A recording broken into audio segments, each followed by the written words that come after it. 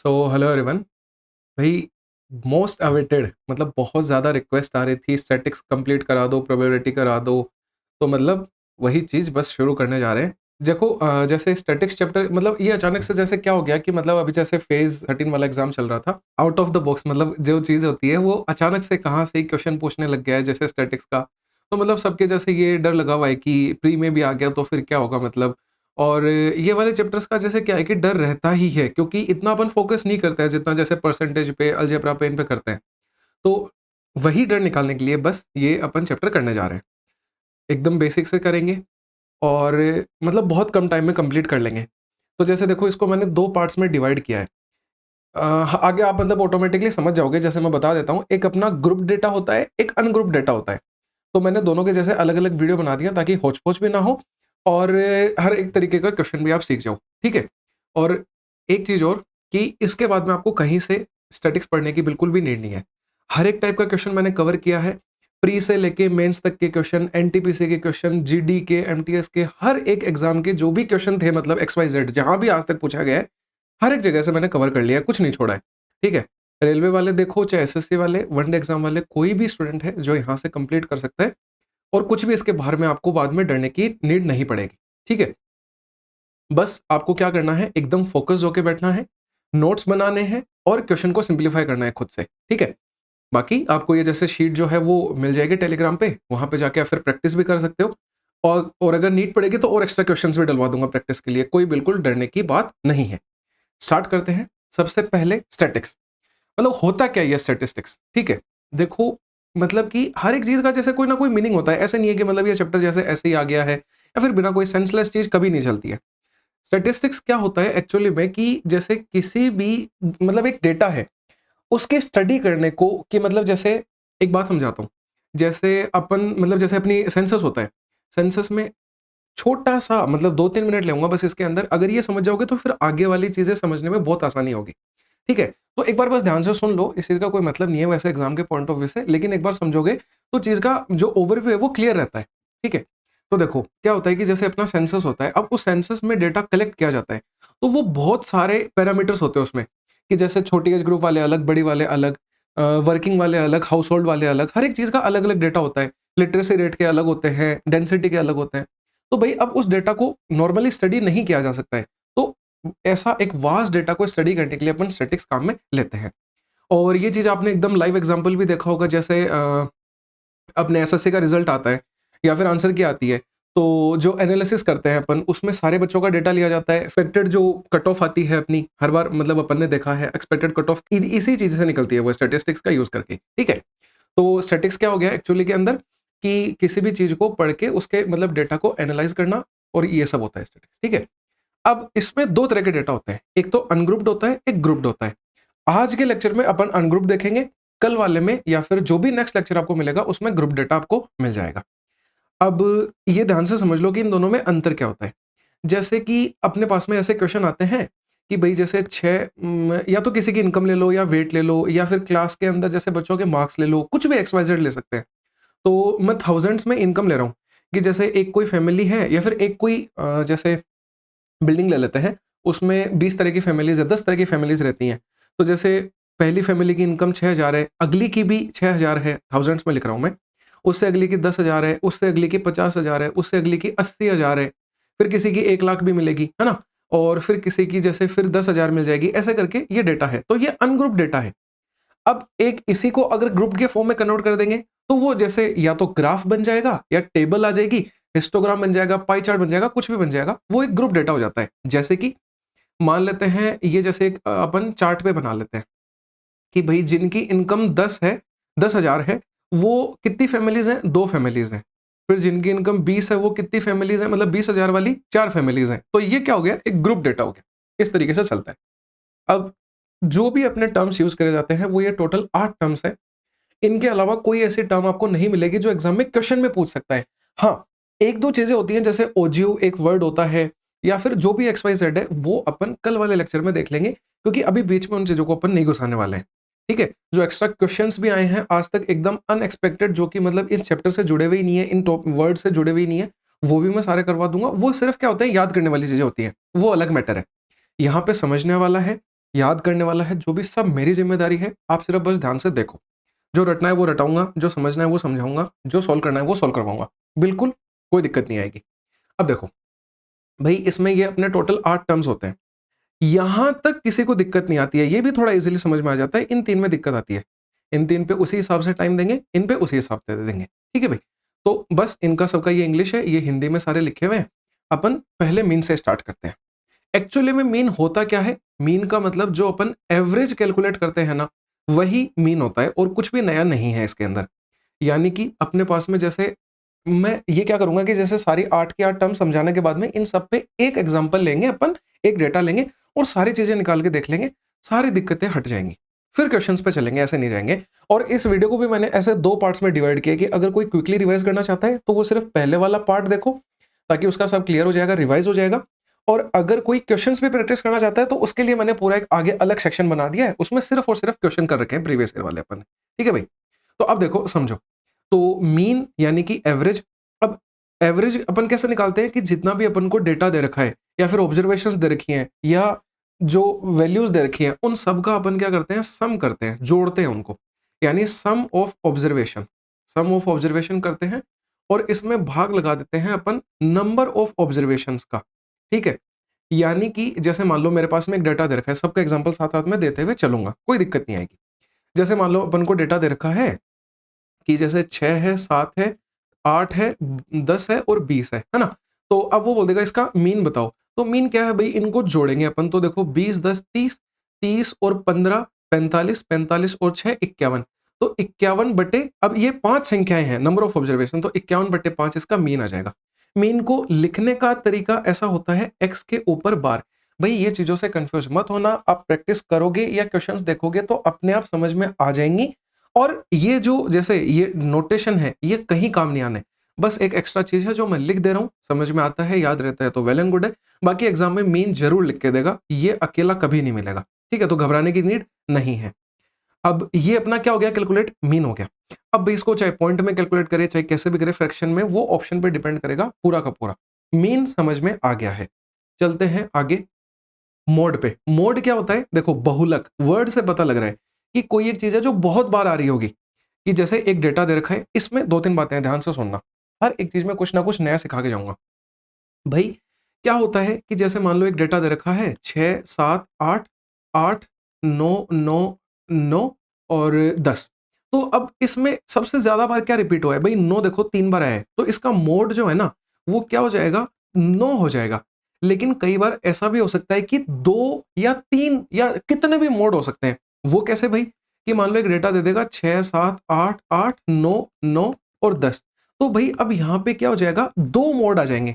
8 और 9 2 मोड भी हो सकते हैं और 0 मोड भी हो सकते हैं। कैसे? देखो 6, 7, 8, 9, 10 ये डेटा दे देगा मेरे को, ये पहला केस था, ये दूसरा, ये तीसरा। ऐसा डेटा दे देगा, इसमें कोई भी चीज़ ऐसी नहीं है जो रिपीट कर रही है, यानी नो मोड है। मतलब कि कुछ भी मोड नहीं है, 0 नहीं करना है, 0 मोड नहीं है, कुछ मोड नहीं है, नो है, नन है, मतलब ऐसा समझ लो। ठीक है भई?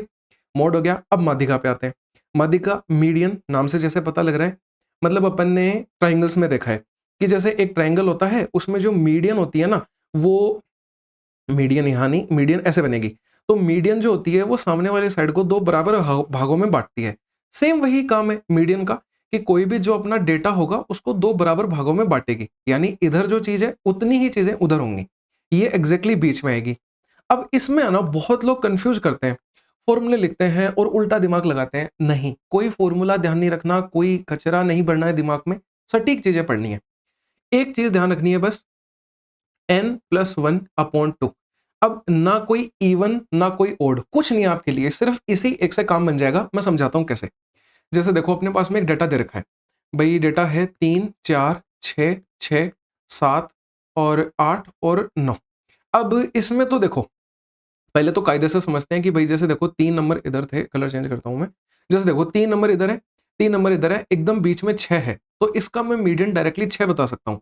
पर भई एग्ज़ाम में मान लो 20-30 डेटा आ गए तो ऐसे तो नहीं गिनेंगे, तो वहाँ तरीका क्या होगा, मैं नंबर्स गिनूँगा। 1, 2, 3, 4, 5, 6, 7, 7 नंबर हैं ये। तो 7 के अंदर मैंने क्या बोला, +1 करना है, बाय 2 करना है। 7 + 1 बाय 2, 8/2 यानी कि 4, यानी n+1/2th नंबर होता है ये, यानी 4th नंबर होगा।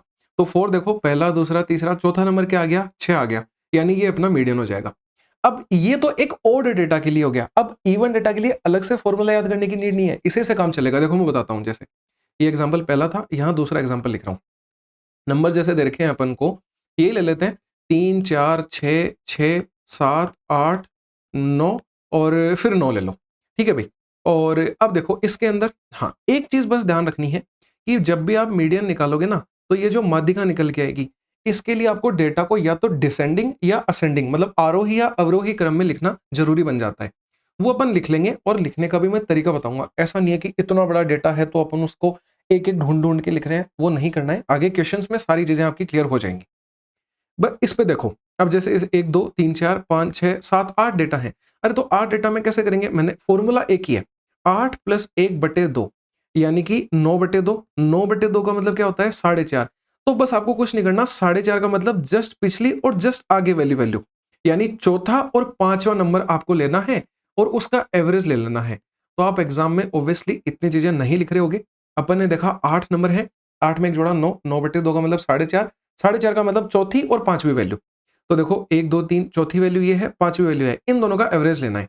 तो भाई एवरेज लेंगे तो क्या आ जाएगा? 6 + 7/2, यानी 13/2। इसका मतलब क्या हो गया? 6.5 अपना एवरेज आ जाएगा, मतलब मीडियन 6.5 आ गया।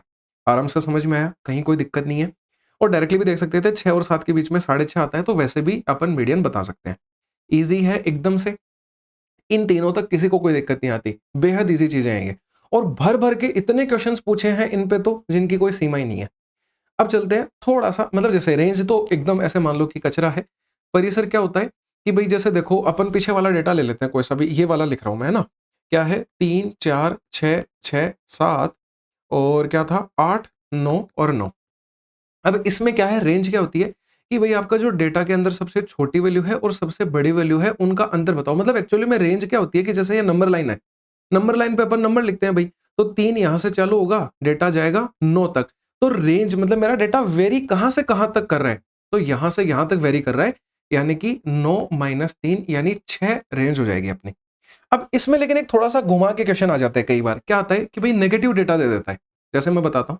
और जरूरी नहीं है असेंडिंग डिसेंडिंग ऑर्डर में लिखा हो, रेंज के लिए तो कैसे भी हो सकता है। लिख लेते हैं, जैसे लिख लिया अपन ने 6 - 7 -9 8 और 4 और 13 और माइनस का 1 और माइनस में 0.5, ये डेटा दे रखा है। अब वो पूछ लेगा इसका रेंज बताओ। अरे तो मैंने अभी क्या बोला, रेंज क्या होती है? सबसे छोटा और सबसे बड़ी वैल्यू का अंतर लेना है और कुछ नहीं करना। सबसे छोटी वैल्यू क्या है इनमें? सबसे छोटी वैल्यू ये है। कैसे? क्योंकि मैं नंबर लाइन पे लिखूंगा ना, तो सबसे पहले -9 आएगा, फिर माइनस का 7 आएगा, फिर माइनस का 1 आएगा, फिर माइनस का 0.5 आएगा, ऐसे चलेगा। लिखने की नीड नहीं है, नंबर लाइन बनाने की नीड नहीं है एग्जाम में। डायरेक्टली देखोगे और टिक कर दोगे। तो भाई -9 सबसे छोटी वैल्यू दिखी, और सबसे बड़ा क्या दिख रहा है? 13।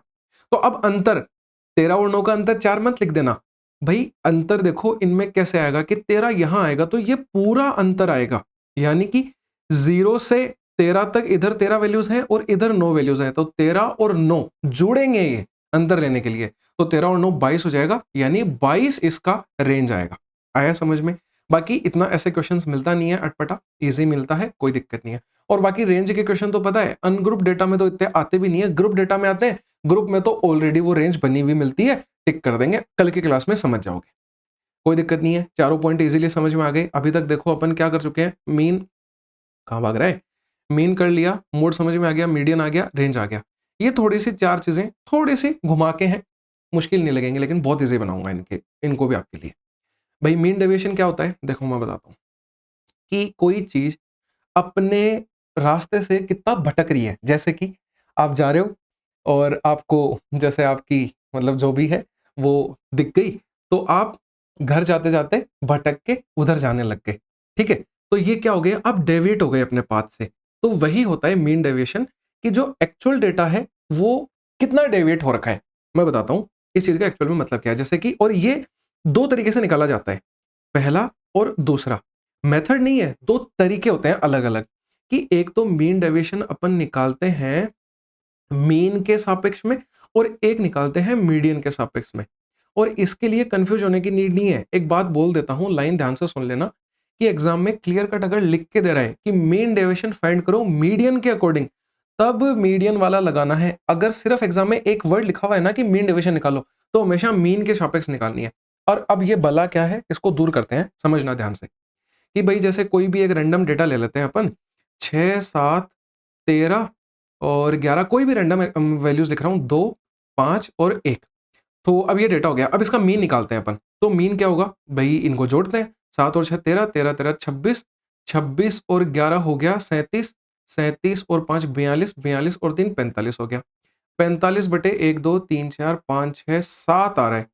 एक एग्जैक्ट बना ले क्या इसको, एग्जैक्ट बना लेते हैं, ज्यादा बेटर रहेगा। ऐसे ले लेते हैं 3 और 3, ठीक है। तो 45 में 6 जुड़ेगा तो कितना आ जाएगा, या फिर 3 3 ना लेके 3 और 6 ले लेते हैं, बेटर रहेगा। तो 45 में अब 9 और जुड़ जाएगा तो कितना आ जाएगा, 54 आ जाएगा। और अब ये 9 नंबर हो गए। तो इनका मीन, क्योंकि मैंने ऐसा डेटा इसलिए लिया ताकि समझ में इजीली आए। तो देखो मीन कितना निकल के आएगा, यहाँ से 6 निकल के आएगा। यहाँ तक समझ में आ गया। अब मीन डेविएशन क्या होती है कि आपको ये लिखना है कि ये नंबर मीन से डेविएट कितना हो रखे हैं, यानी कि कितना दूर भाग रखे हैं। पॉजिटिव नेगेटिव का कोई रोल नहीं है, मोड लगता है। मैं समझा देता हूं एक बार ना, 2-3 टर्म्स होती हैं वो समझ लो। कि भाई जैसे अपन ने ना आज स्टार्टिंग में क्या लिखा था, एक्स का बार लिखा था, ये होता है मीन। यहाँ पे 2-3 टर्म्स लिख रहा हूँ ना, एक बॉक्स बना के इनको देख लेना। और इसके अलावा जैसे ये जो अपने नंबर लिखे हुए हैं ना, 3 6 6 7 11 13, इनको अपन एक्स आई से डिनोट करते हैं। एक्स आई का मतलब जैसे आई की जगह पे 1 2 3 आता है, तो x1 का मतलब पहली संख्या, x2 के मतलब दूसरा नंबर, x3 का मतलब तीसरा डेटा, हाँ या ना, समझ रहे हो ना। ठीक है, तो एक मैंने एक्स आई समझाया आपको। और एक चीज और समझ लो, मोड। कि भाई जैसे x का मोड लगा हुआ है, तो अब इस x में मैं माइनस का 4 डालूंगा तो भी वो मेरे को प्लस का 4 देगा, प्लस का 4 डालूंगा तो भी प्लस का 4 देगा। मतलब मोड क्या करता है, चीजों को पॉजिटिव बना देता है। सबको पता होगी ये चीज, ठीक है। तो अब मैंने यहाँ पे क्यों बताई ये चीज कि भाई जैसे मैं इनका अंतर लिखूंगा तो नेगेटिव का कोई रोल नहीं आएगा, डायरेक्टली बस लिखते जाओ। तो भाई 6 से 3 का डेविएशन देखा मैंने, 3 डेविएट हो रखा है। यहाँ 0 रखा है, यहाँ 0, यहाँ 1। मैं हर जगह अंतर लिख रहा हूँ बस। यहाँ 7, यहाँ 5 अंतर लिख रहे हैं, यहाँ 4 आएगा, यहाँ 1 आएगा और यहाँ 4 आएगा। अंतर लिख लिए। अब देखो मैंने क्या निकाल लिया, डेविएशन निकाल लिया मीन के सापेक्ष। अब इनका मीन भी तो निकालना है, ये तो मीन डेविएशन पूरा नहीं आया अभी तक, ठीक है। मतलब मीन डेविएशन निकालना है मीन के सापेक्ष। तो अब मीन कैलकुलेट करेंगे इनका। तो मीन कैसे आएगा, 3 + 0 + 0 + 1, इनको जोड़ना है। मीन तो ऐसे निकलता है, सबको जोड़ के बटे भाग लगा देते हैं। तो देखो 3 और 1 4, 4 और 12 16, 16 और 8 24 और 1 25 आ गया। तो 25/9 संख्या थी, यानी ये अपना मीन डेविएशन आ जाएगा। और मीन डेविएशन को आप ऐसा लिख सकते हो ना, बताना कि x का बार यानी मीन, उसमें से अपन ने इन संख्याओं को घटाया तो ये मीन डेविएशन निकला, उसका मैंने मोड लगा दिया, ये आ गया अपना मीन डेविएशन मीन के सापेक्ष में। आ गया समझ में। क्वेश्चन करोगे इजीली समझ में आ जाएगा, कंफ्यूज बिल्कुल नहीं होना है। थोड़ा सा अब बदल जाएगी चीजें। अब भाई मीडियन के सापेक्ष निकालना है, डेटा वही है अपना। इस बार मीडियन कैलकुलेट कर लेते हैं। तो मीडियन तो देखो क्या होगा, ये 9 संख्याएं थी, 9 के लिए 9 + 1/2 करना है, 10/2, यानी फिफ्थ जो संख्या होगी वो मीडियन होगी। पहला, दूसरा, तीसरा, चौथा, पांचवा, 13 अपना मीडियन है। तो मीडियन तो 13 आ गया। अब मीडियन से इनका डेविएशन लिखो, तो 13 से 3 का अंतर 10, 13 से 6 का अंतर 7, फिर 7, 13 से 7 का अंतर 6, फिर यहाँ 0, यहाँ 2, यहाँ 11, यहाँ 8 और यहाँ 12। अब इनको फिर जोड़ो, तो 7 और 7 14, 14 6 20, 10 30, 30 और ये कितना 20 50, 50 और 11 61 और 2 63। तो 63 बटे कितना करेंगे, 9 संख्याएं थी, तो 7 आ जाएगा मीडियन के सापेक्ष मीन डेविएशन। काफी इजी था, कहीं कोई दिक्कत नहीं लगी, आराम से समझ में आ गया। क्वेश्चन करोगे और ज्यादा क्लियर हो जाएगा। 5 नंबर का पॉइंट हो गया, 6 नंबर पे आते हैं। यहां तक जो चीजें थी वो इजी थी। अब थोड़ा सा क्या है, लेवल इंक्रीज हो जाता है, आसान है, बस कैलकुलेशन बढ़ जाती है और कुछ नहीं करना है। देखो मैं बताता हूँ वेरिएंस क्या होता है, विचरण इसको बोलते हैं हिंदी में। और वेरिएंस कुछ नहीं होता, अभी अभी जो अपन ने मीन डेविएशन निकाला था ना, एक्स का बार माइनस एक्स आई, उसका जो मोड अपन ने लिया था उसका कुछ नहीं करना, स्क्वायर करना है और उस स्क्वायर को फिर n से भाग लगा देना है, ये वेरिएंस होता है। इतना आसान है, कुछ भी मुश्किल नहीं है। डेटा लेके एग्जांपल से समझाता हूं कि जैसे अपन कोई भी रैंडम डेटा लेंगे, या फिर पीछे वाले ले लेते हैं, चलो सबसे बेस्ट रहेगा। डेटा यही ले लेते हैं, 3 6 6 7, फिर 13 11, 13 11 2, और फिर क्या था 5 और 1। ठीक है भाई, 5 और 1। अब इस डेटा को मैंने क्या किया, कि अब सबसे पहले तो अपन को क्या करना है, इसका मीन निकालना है। अब यहाँ पे हर बार क्या होगा कि मीन डेविएशन निकालेंगे अपन मीन के सापेक्ष में, हाँ या ना? तो अब देखो इसका भाई मीन निकाल लेते हैं। तो मीन पीछे अपन निकाल चुके हैं, मैं वही लिख लेता हूँ ताकि टाइम सेव हो जाएगा। मीन 6 आया था, ठीक है? तो मीन 6 आया था। अब 6 के सापेक्ष में इनका अंतर लिखते हैं अपन। तो कितना आएगा देखो, यहाँ 3 आएगा, यहाँ 0 आएगा, यहाँ 0 आएगा, यहाँ 1 आएगा, ये 7 आएगा, ये 5 आएगा, ये 4, ये 1 और ये 5।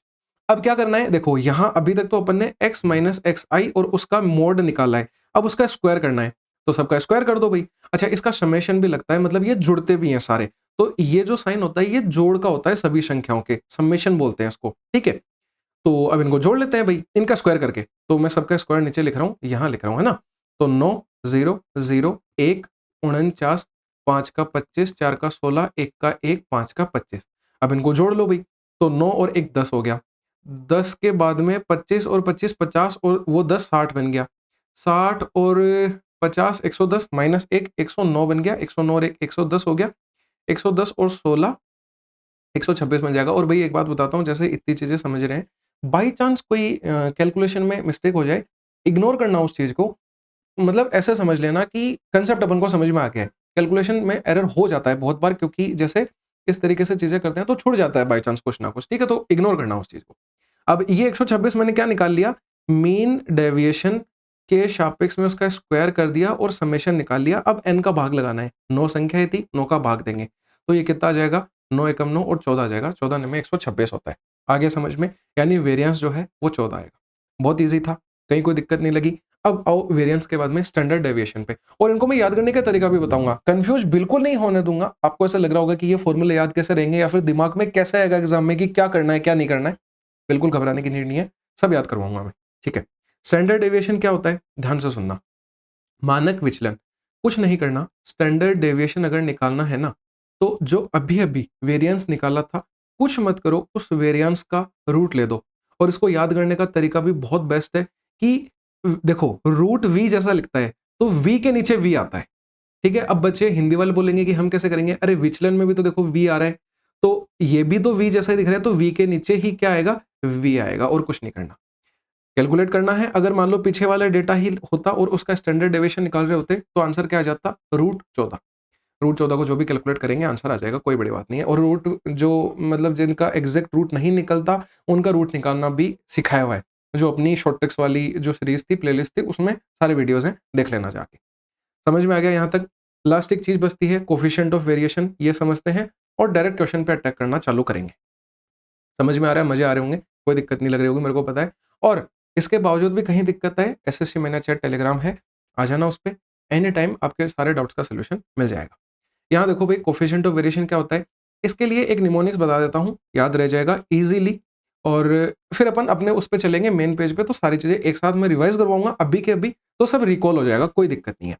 तो वेरिएशन, कोफिशिएंट ऑफ वेरिएशन क्या होता है भाई, एक चीज याद रखो, जो अपने क्या होता है, एसडीएम होता है क्या, सब डिविजनल मजिस्ट्रेट होता है शायद, ठीक है? मेरे को पता नहीं है एग्जैक्टली, बस आपको ये ध्यान रखना है, एसडीएम जैसे अपन ने डिस्टेंस बराबर स्पीड इनटू टाइम, डीएसटी जो है वो जीएसटी से याद किया था, वैसे ही ये एसडीएम से याद करेंगे। तो करना कुछ नहीं है, इसमें एसडी का मतलब तो स्टैंडर्ड डेविएशन है, और उसको मीन से डिवाइड करना है, बस स्टैंडर्ड डेविएशन को मीन से डिवाइड करेंगे, एसडीएम याद रखेंगे, कोफिशिएंट ऑफ वेरिएशन आ जाएगा। इतना आसान है, ठीक है? और एक चीज यहाँ पे ध्यान रख लेना कि जैसे कई बार वो मतलब परसेंटेज में पूछ लेता है कोफिशिएंट ऑफ वेरिएशन, तो क्या करना है, बेसिक चीज है, इसको 100 मतलब परसेंट से मल्टीप्लाई कर देंगे, कोई उसमें बड़ी बात नहीं है। बाकी एसडीएम से अपन को ये इजीली याद रह जाएगा। अब एक बार अपन पहले पेज पे चलते हैं और सारी चीजों को एक बार रिकॉल कर लेते हैं, और फिर क्वेश्चन पे अटैक करना चालू करेंगे। जिसको नीड नहीं है भाई, वो स्किप करके आगे जा सकता है। तो अपन ने देखो यहाँ से लिखना चालू करते हैं, मीन कैसे निकाला था कि हर एक चीज को अपन ने ऐड किया था और उसमें अपन ने n का भाग लगा दिया। मोड बहुलक जो होती है वो सबसे ज्यादा रिपीट होने वाली चीज होती है, और ये कुछ भी नहीं हो सकता, एक से ज्यादा भी हो सकता है या फिर एक भी हो सकता है, वो कोई मैटर नहीं है, क्वेश्चन पे डिपेंड करता है। माध्यिका क्या होती है, एक फॉर्मूला बस याद किया, n+1/2th जो नंबर होगा वही अपना आंसर होगा। इवन में तो क्या हो जाएगा, ये लग जाएगा, और ओड के अंदर मतलब जो भी अपन ने वो सब देख लिया है, ठीक है? रेंज क्या होती है कि सबसे छोटी वैल्यू और सबसे बड़ी वैल्यू का अंतर। मीन डेविएशन क्या होता है, कि मीन डेविएशन दो तरीके से निकाला, अगर एग्जाम में कुछ भी नहीं बोल रहा जब तो मीन के सापेक्ष से निकालेंगे, अगर कुछ बोल रहा है तो फिर मतलब वो बोलेगा क्लियर कट लिख के कि मीडियन के अकॉर्डिंग निकालो, तो मीडियन पे निकाल देंगे। यहाँ पे अपन ने क्या किया कि भाई देखा पहले की चीजें कितनी डेविएट हो रखी हैं, और फिर जो डेविएशन आया उसका जोड़ किया अपन ने और एन का भाग लगा दिया।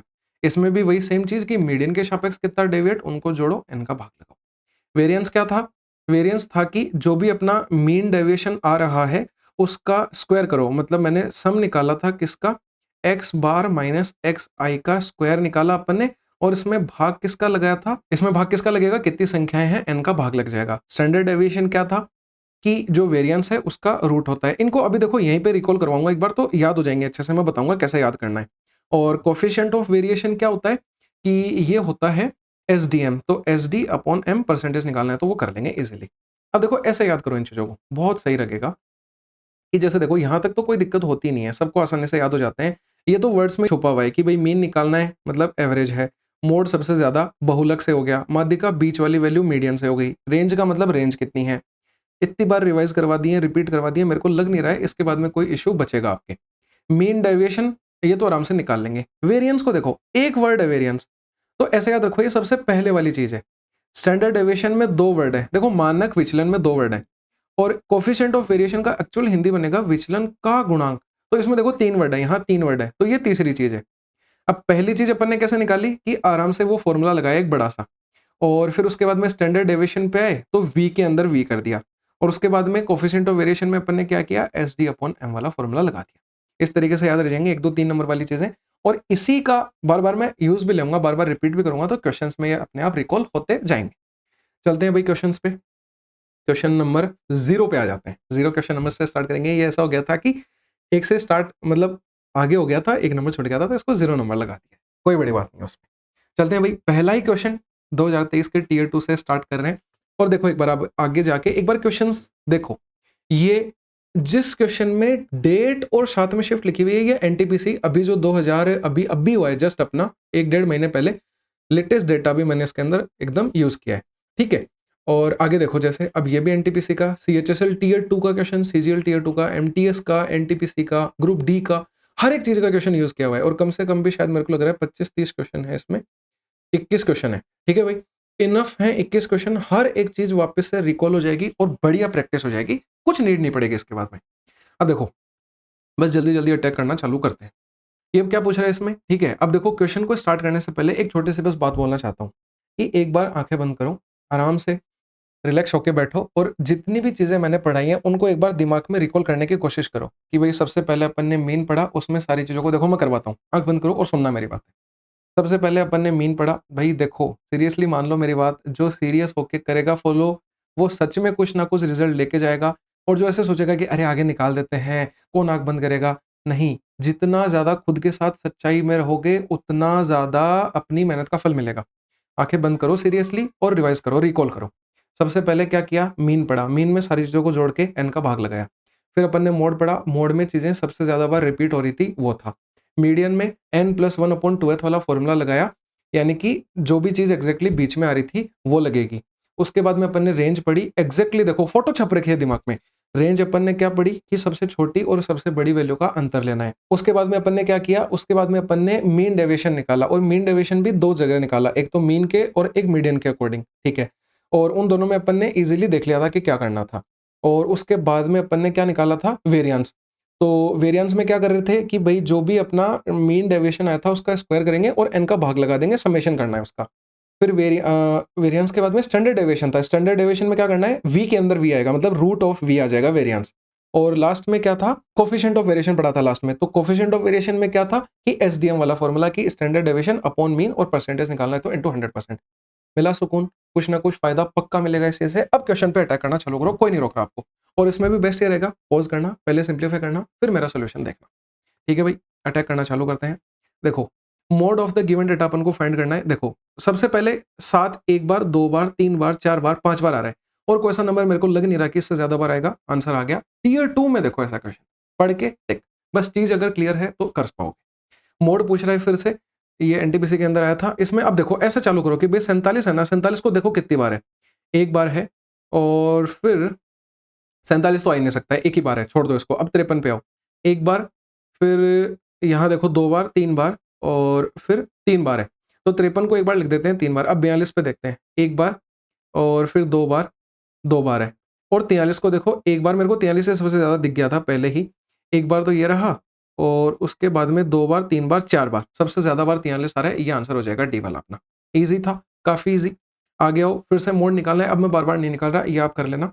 अगले पे आते हैं, इसमें भी मोड है, कैलकुलेट कर लेना भाई। सीएचएसएल टियर 2 का क्वेश्चन है, छोड़ देता हूँ, फालतू टाइम वेस्ट करके कोई फ़ायदा नहीं है। अरिथमेटिक मीन पूछे, चाहे मीन पूछे, चाहे एवरेज पूछे, सब एक ही चीज़ होती है।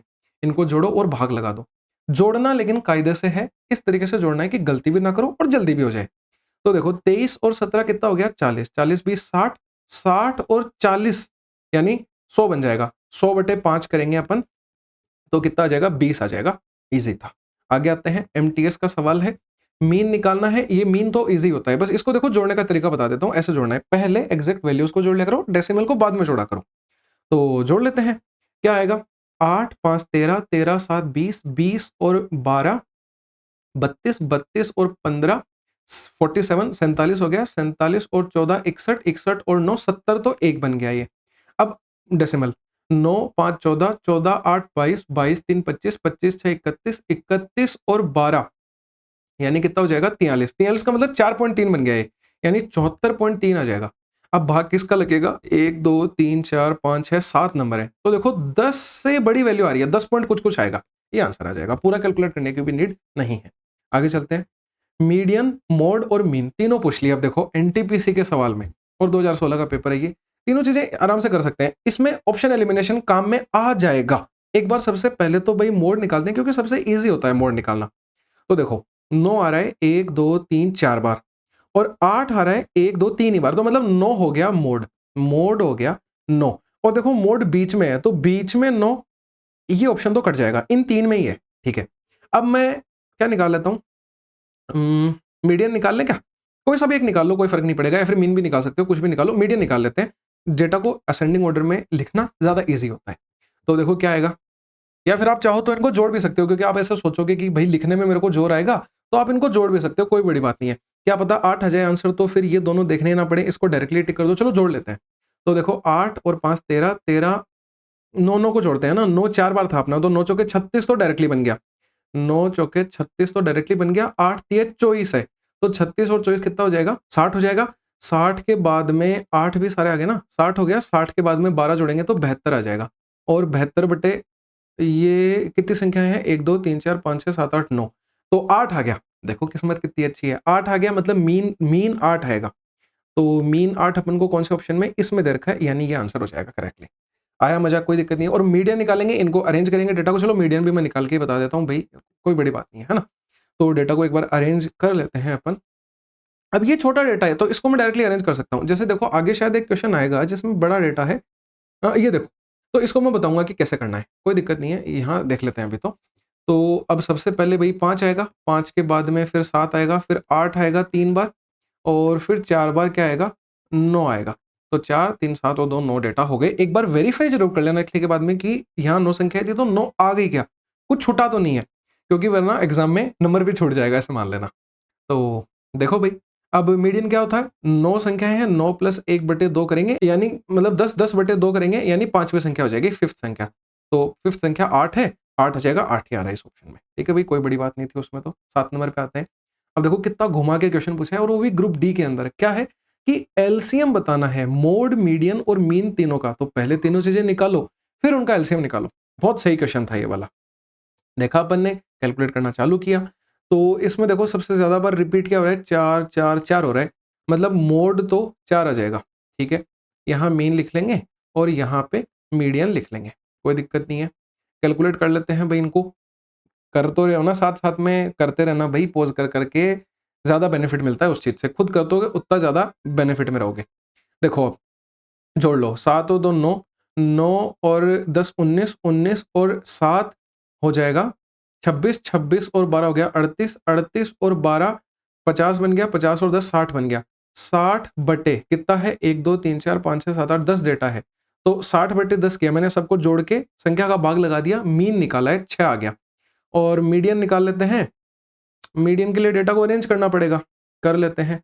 सबसे छोटी संख्या 2 है, फिर 3 है, फिर 4 कितनी 3 बार आ रहा है, 2 बन गया, 4 बन गया, 3 बन गया, उसके बाद में क्या आ जाएगा 6 आ जाएगा, फिर 7 आ जाएगा, फिर 8 आ जाएगा, फिर 10 और फिर 12 आ जाएगा। ये देखो 2, 3, 5 और 5 10 संख्याएँ पूरी आ गई हैं। ठीक है भाई? अब मेरे को पता है 10 संख्याएँ हैं तो 10 प्लस 1/2 यानी क्या आएगा 11/2 यानी 5.5। 5.5 का मतलब 5वीं और छठी संख्या का एवरेज। तो 1, 2, 3, 4 5वीं और छठी संख्या का एवरेज। तो 6 और 4 10, 10/2 करेंगे यानी 5 आ जाएगा। तो देखो क्या-क्या आ गए 4, 5 और 6 ही आ गए। अब इनका एलसीएम बताना है 4, 5 और 6 का एलसीएम क्या होता है भैया जी? 30 दूनी 60, 60 होता है इनका एलसीएम, तो 60 आंसर आ जाएगा। काफ़ी ईज़ी लगा, कोई दिक्कत नहीं है। एलसीएम वगैरह तो अब सबको आता ही है, तो उसमें कोई बड़ी बात नहीं है। 8 नंबर पे आते हैं। रेंज पूछ रहा है, एकदम बेसिक सवाल है, एनटीपीसी के अंदर आया हुआ है। सबसे छोटा डेटा देखो क्या है? 1 है। सबसे बड़ा ढूँढो क्या दिख रहा है? सबसे बड़ा 7 दिख रहा है, 7 से बड़ा कुछ नहीं है, तो रेंज क्या हो जाएगी 7 - 1 6। ठीक है भाई? 9 नंबर पे आओ, मीडियन पूछ रहा है। अब देखो, यहाँ पे मीडियन पूछा है और डेटा नेगेटिव दे रखा है। नेगेटिव के अंदर अब मैंने नंबर लाइन वाली बात बताई थी आपको, तो इसमें वही करना है, लेकिन नंबर लाइन बनानी नहीं है। एग्जाम में किस तरीके से करना है, अब ये समझ लेना। सबसे छोटा डेटा है इनमें से माइनस का 5, -5 के बाद में -3 आएगा, फिर -2 आएगा और -2 के बाद में 0 आ जाएगा। ये आ गया, ये आ गया, ये भी आ गया, ये भी आ गया। ये 4 गलती से कट गया, कोई नहीं इसको ले लेंगे। फिर 1 आएगा, फिर 1 के बाद में 4 अपना 2 बार आ रखा है, फिर 5, फिर 7, फिर 10। 1, 2, 3, 4, 5, 6, 7, 8, 9, 10 संख्याएँ थी, 5 और 5 10 आ रही हैं, बिल्कुल आ रही हैं। ठीक है भाई? अब 10 संख्या है, 10 प्लस 1/2 यानी 11.5 यानी 5.5 यानी 5वीं और छठी का एवरेज। तो भई 5वीं और छठी का एवरेज यानी यहाँ 1 है ना? तो 4 और 1 5, 5/2 करेंगे, 2.5 अपना आंसर आ जाएगा। आया समझ में? ईज़ी लग रहा है, कहीं कोई इश्यू नहीं है। इतने ईज़ी अगर ये क्वेश्चन लग रहे हैं ना, तो आगे वालों में भी ऐसे कर जाओगे, कोई दिक्कत नहीं आएगी। ठीक है? देखते जाना बस आप 10 सवाल पे आ गए, 21 तो पूरे ही थे। मज़ा आने वाला है बहुत, ठीक है? फिर से मीडियन निकालना है, ये वाला आप करके देखोगे, मैं नहीं बता रहा। अच्छा, इसमें एक बात बता देता हूँ, एक बात समझा देता हूँ कि भई इस डेटा को दोबारा से लिखने की नीड नहीं है, क्योंकि बताता हूँ मैं, इनको नंबरिंग देते जाओ। पता है कैसे? देखो एक बात समझाता हूँ। भई जैसे डेटा को ढूँढ के लिखना थोड़ा-सा लेंदी पड़ता है, कैसे? जैसे देखो आपने ये देखा कि सबसे छोटी वैल्यू 18 है, तो 18 लिखा। फिर आप देखो, मतलब कि एग्ज़ाम के पॉइंट ऑफ व्यू से मैं बात करता हूँ, ऐसे नहीं है कि हवा के अंदर कि मैं तो कुछ भी करा के चला जाऊँ और आपसे वो चीज़ एग्ज़ाम में हो ही नहीं रही है, ऐसा नहीं होगा। भई आप स्क्रीन पे मेरी तरह तो लिख नहीं पाओगे, कंप्यूटर पे थोड़ी लिखने देंगे स्क्रीन पे आपको। तो आप काट नहीं सकते कि आपने क्या-क्या लिख लिया। तो ज़्यादा बेटर क्या है, इस मतलब ज़्यादा एफिशिएंसी से, ज़्यादा स्पीड से क्या कर सकते हो कि इन नंबर को एज़ इट इज़ पेपर में छाप सकते हो, अपने रफ पेपर में। तो इनको छाप लो। जैसे मतलब ये अपन ने छाप लिया, ऐसे मान लो कि आपकी रफ कॉपी है और रफ कॉपी में आपको ये नंबर ऐसे लिखे हुए दिख रहे हैं। अब उसको दोबारा से छाँट के लिखोगे तो टाइम वेस्ट होगा। उससे ज़्यादा बेटर क्या है, नंबरिंग देते जाओ। तो मैं नंबरिंग दे रहा हूँ। देखो सबसे छोटा मेरे को 18 दिख रहा है, तो मैंने 1 नंबर दे दिया। ये एक बेनिफिट और देगा आगे। एक तो नंबरिंग करने में टाइम सेव हो रहा है और एक आगे मीडियन निकालने में भी ये टाइम सेव करेगा। देखो कैसे? ये 1 नंबर दिया। अब 18 से बड़ा नंबर मेरे को दिख रहा है 28, इसको 2 नंबर दे दिया। फिर 33 है, ये 3 नंबर लेके चला जाएगा। फिर 4 नंबर पे ये आ जाएगा 49। फिर 49 से बड़ा 52 है, ये 5 नंबर, ये 6 नंबर, ये 7 नंबर। नहीं, नहीं, नहीं, नहीं, 7 नंबर इसको मिलेगा। तो इसको 8 मिल जाएगा। ये 8 हो गया, तो 8 के बाद में ये 9 हो जाएगा, ये 10 हो जाएगा और ये 11। सबको नंबर मिल गया। ठीक है भई? 1 सेकंड, ये 8 सही कर देता हूँ, ये 8 कन्फ्यूज़िंग जैसा-सा लग रहा है, ये 8 हो गया। अब देखो, नंबर लिखने में कोई जोड़ नहीं आया। अब भई मेरे को एक तो ये पता चल गया कि गिनना नहीं पड़ा कि टोटल मेरे पास में 11 नंबर है। 11 प्लस 1 करते हैं तो 12, 12/2 किया, n+1/2th वाला फ़ॉर्मूला, तो कितना आया 6। यानी छठा नंबर मेरा क्या होगा, मीडियन हो जाएगा। छठा नंबर मेरे को तो डायरेक्टली पता है 54 है, मैं 54 पे टिक करूँगा, मैं आगे बढ़ जाऊँगा। बहुत ज़्यादा सही फ़ायदेमंद चीज़ है ये, अप्लाई करके देखना, मज़े आएँगे। छोटा डेटा है उसको लिख सकते हैं अपन, कोई बड़ी बात नहीं है। ऐसे डेटा में ढूँढने में ज़ोर आता है, ये कर लेना अप्लाई। ठीक है भई, 11 नंबर पे आते हैं। मीडियन निकालना है, ये मैं नहीं निकाल रहा, ये आपके लिए है, आप कर लेना और सीएचएसएल टियर 2 में आया हुआ क्वेश्चन है, ज़रूर कर लेना एक बार सॉल्व इसको। यहाँ पे आते हैं और इनकी जैसे मतलब आपको ये होगा कि भई आंसर कैसे चेक करेंगे, तो मैं सबके आंसर टिक करके जो टेलीग्राम पे पीडीएफ अपलोड करता हूँ, उसमें सारे लगा दूँगा, सारे सॉल्व करके भी लिख दूँगा, वहाँ से आप देख लेना। यहाँ पे इसलिए नहीं कर रहा कि आपको भी कुछ करने को मिले, ठीक है? और इंटरेस्ट बने उस चीज़ से, इसलिए मैं छोड़ दे रहा हूँ। ये देखो भई, अब marks obtained by 15 student they रखे हैं और ये क्या बोल रहा है कि find the product of modes of this data. मतलब कि इसमें 1-2 मोड निकलेंगे पक्का, और उनका ये जोड़ मल्टीप्लाई पूछ रहे हैं अपन से। तो देखो भाई 13 देखो एक बार आया है, फिर 2 बार आ गया, 13 2 बार आया है, ठीक है, लिखते जाते हैं एक बार अपन। फिर 11 देखो एक बार है, 11 तो एक ही बार है, तो 11 तो अब हो ही नहीं सकता मोड, 11 से बड़ी वैल्यू मिल गई है मेरे को, ठीक है। 16 देखो, 16 एक ही बार है, छोड़ दो। 15, 15 2 बार है, ठीक है, 15 2 बार है, 15 हो सकता है। फिर 18 देखो, 18 एक ही बार है। फिर 12, 12 भी एक ही बार है। 13 तो अपन लिख ही चुके हैं। 14 फिर एक ही बार है। 10 तो फिर है ही नहीं। 22 फिर अब कुछ नहीं आएगा। ये 2 नंबर आ गए। तो इसने क्या पूछा है, इन दोनों का प्रोडक्ट बताओ। इसने ये तो बोला कि आंकड़ों के बहुलकों का गुणनफल बताना है, सीजीएल टियर 2 का सवाल है। तो 15 इंटू 13 करना है, और ये गुणा मत कर लेना। 13 और 14 के बीच में 14 आता है, 13 और 15 के बीच में, तो 14 का स्क्वायर करके माइनस 1 का स्क्वायर, ए स्क्वायर माइनस बी स्क्वायर। बहुत बार बताया मैंने मॉक के अंदर ये वाली चीज। तो ये कितना आ जाएगा, 196 माइनस 1, 195 आ जाएगा। 1 सेकंड में आंसर आ गया। आगे गुणा करके भी निकाल सकते थे, यूनिट डिजिट भी देख सकते थे। 5 3 15, यूनिट डिजिट 5 एक में ही है। ऐसी कुछ चीजें किया करो, पूरा गुणा करोगे तो ज्यादा टाइम वेस्ट होगा, ठीक है। चलते हैं 13 नंबर पे। मीडियन दे रखा है अपन को, और हाँ ये अच्छा क्वेश्चन है, दिमाग लगाने वाला क्वेश्चन था। 7 मार्च 2023 सीजीएल टियर 2 में आया हुआ है, और सीरियसली बढ़िया क्वेश्चन है। देखो इसमें एक बात समझना, करवा क्या रहा है अपन से। भाई ये ऐसे बोल रहा है कि एक मीडियन, मतलब 11 वैल्यूज हैं अपने पास में, उन 11 वैल्यूज का 1 2 3 4 5 6 7 8 9 10 11 11 वैल्यूज हैं, उनका मीडियन 73.2 है। 11 वैल्यूज में तो 11 प्लस 1 12, 12/2 यानी 6, यानी छठी संख्या मीडियन होगी। ये जो है ना, ये 73.2 है, ठीक है। आगे क्या बोला इसने कि each of the largest 5 observation of the set is increase by 3। ये 5 संख्याएं हैं, सबसे बड़ी वाली लार्जेस्ट 5 का मतलब क्या है कि मैंने मीडियन को असेंडिंग ऑर्डर में लिख रखा है, और उसमें जो लास्ट बड़ी वाली 5 संख्याएं हैं उनको 3 3 से इंक्रीज किया है। भाई इसमें 3 जोड़ा, इसमें 3 जोड़ा, सब में 3 3 जोड़ा है। तो ये क्या बोल रहा है कि median of the new set. अब जो नए नंबर बन गए ना, उनका मीडियन क्या होगा। एक बात बताओ, क्या कभी इन नंबरों के कुछ जोड़ने या घटाने से मेरे मीडियन पे फर्क पड़ेगा? क्या नहीं पड़ेगा। इनमें भी कुछ घटेगा या जोड़ेगा तो भी मेरे मीडियन पे फर्क नहीं पड़ेगा, हाँ या ना। अगर वो लास्ट की 6 संख्याओं में 3 जोड़ता तो मीडियन 3 बढ़ जाता, पर अभी कुछ नहीं हुआ है। तो देखो remain the same as the original set, यानी कि जैसा पहले था वैसा का वैसा ही रहेगा। बहुत शानदार क्वेश्चन था, इजिली होने वाला था लेकिन, ठीक है। आओ 14 नंबर पे। मीन डेविएशन बताना है अब इसमें। अब देखो मीन डेविएशन पे आ गए हैं अपन। मीन डेविएशन कौन से वाली चीज थी, पीछे आओ के फोटो पे देखो एक बार, ठीक है। यहाँ देखो मीन डेविएशन क्या था। अब क्वेश्चन में कुछ भी नहीं बोला, मतलब मैं मीन के सापेक्ष निकालूंगा, हाँ या ना। चलते हैं आगे। तो सबसे पहले तो अपन को क्या है, मीन निकालना पड़ेगा। मीन के लिए जोड़ो भाई, बार बार लिखना नहीं है, डायरेक्टली जोड़ो। 10 10 20 10 30, 30 और 10 40, 40 और 9 49, 49 आ गया। और संख्याएं कितनी हैं, 1 2 3 4 5 6 7 हैं। तो मीन जो है, मतलब एक्स का बार जो है वो 7 आ गया। अब इनका 7 के सापेक्ष में कितना डेविएट हो रखे हैं वो देख लो भाई, लिख लो।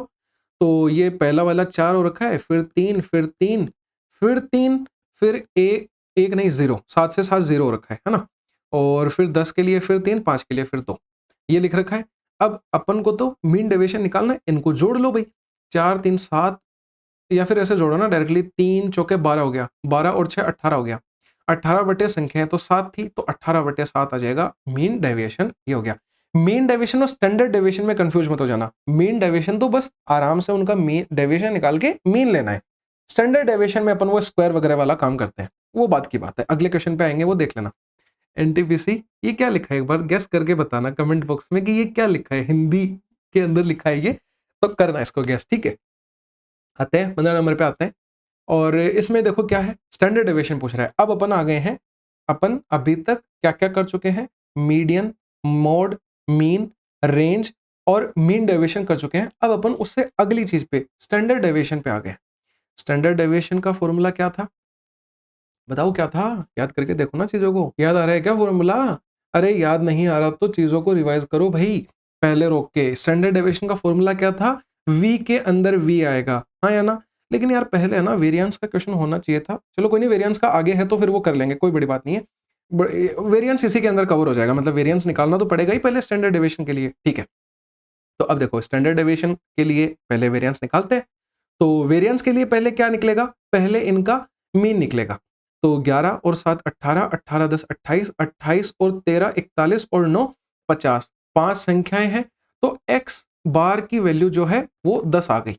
अब इनका मैं x बार माइनस एक्स आई निकालूंगा और फिर उनका समेशन कर दूंगा, यानी जोड़ कर दूंगा। तो पहले 10 से इनका डेविएशन देख लो कितना है।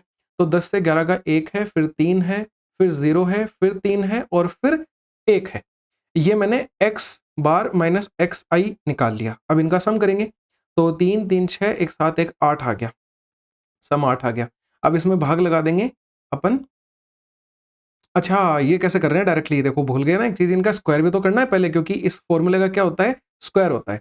तो 1 का स्क्वायर 1, यहाँ 9, यहाँ 0, यहाँ 9 और यहाँ 1, तो 10 और 10 20 हो गया। तो भाई ये 20 आ गया। अब 20 में भाग किसका लगेगा, 5 का, n का भाग लगता है ना, तो 5 का भाग लगेगा, यानी 4 आ जाएगा। 4 क्या आ गया, वेरियंस आया अपना एक, है ना, ये v लिख देते हैं, वेरियंस। और अब मेरे को निकालना तो स्टैंडर्ड डेविएशन है, तो वो रूट ऑफ v होता है, यानी रूट ऑफ 4 करेंगे, 2 अपना आंसर आ जाएगा स्टैंडर्ड डेविएशन का। बहुत ईजी था। ठीक है भाई, 2 आ गया। चल लेते हैं 17 16 नंबर कैसे मिस हो गया, चलो कोई नहीं, देख लेते हैं, एक ही बात है, कोई फर्क नहीं पड़ता उससे। स्टैंडर्ड डेविएशन निकालना है। अब कायदे से तो आपको करना चाहिए, फिर भी मैं एक्सपेक्ट करता हूँ कि आपने सिंप्लीफाई किया होगा। बाकी एक्सपेक्टेशन तो पता ही है अपन को, कितने लोग एक्सपेक्टेशन पे खरे उतरते हैं। ठीक है, कोई बात नहीं, देख लेते हैं। अब स्टैंडर्ड डेविएशन निकालना है भाई। स्टैंडर्ड डेविएशन क्या होता है, वी के अंदर वी वाले भैया जी आएंगे। तो सबसे पहले तो इनका एक्स बार निकाल लेते हैं। तो देखो 10 और 20 30 बन गया, 30 और 20 50 बन गया, 50/5 करेंगे 10 आ जाएगा। ठीक है, 10 आ गया। अब अपन को क्या करना है, इनका डेविएशन लिखना है। तो 0 फिर 1 फिर 2 फिर 1 फिर 2। अब इनका क्या करना है, स्क्वायर करना है। यहाँ लिख देता हूँ मैं स्क्वायर, क्योंकि ये एक्स बार माइनस एक्स आई आया है, अब उसका स्क्वायर करूंगा मैं। तो 0 1 4 1 4, 5 और 5 10 आ गया। अब 10/5 कर देंगे तो 2 आ जाएगा। ये 2 क्या आ गया है, अब वेरिएंस आ गया है। अब वेरिएंस का रूट ले लेंगे तो रूट टू स्टैंडर्ड डेविएशन हो जाएगा। बेहद इजी था, बहुत जल्दी सिंप्लीफाई हो रहे हैं। अब बताओ, ये बहुत गजब लेवल के क्वेश्चन है, मैं सच्ची बता रहा हूँ। मतलब कि जैसे एक्चुअली में अगर आप डेटा जाके देखोगे ना, तो जैसे ये वाला क्वेश्चन जो एनटीपीसी 2016 में आया है, या फिर ये वाला क्वेश्चन जो सीजीएल टियर 2 में है, इनके जो आंसर की आती हैं अपनी, उसमें अपन ये देखते हैं कि कितने बच्चों ने जैसे करेक्ट किया है। 8-8 9% बच्चों ने सिर्फ करेक्ट किया है 100% में से। 30-40% का गलत मिलेगा, 40-50% का अनअटेम्प्टेड मिलेगा। अब ये बताओ, छोड़ने लायक क्वेश्चन है क्या?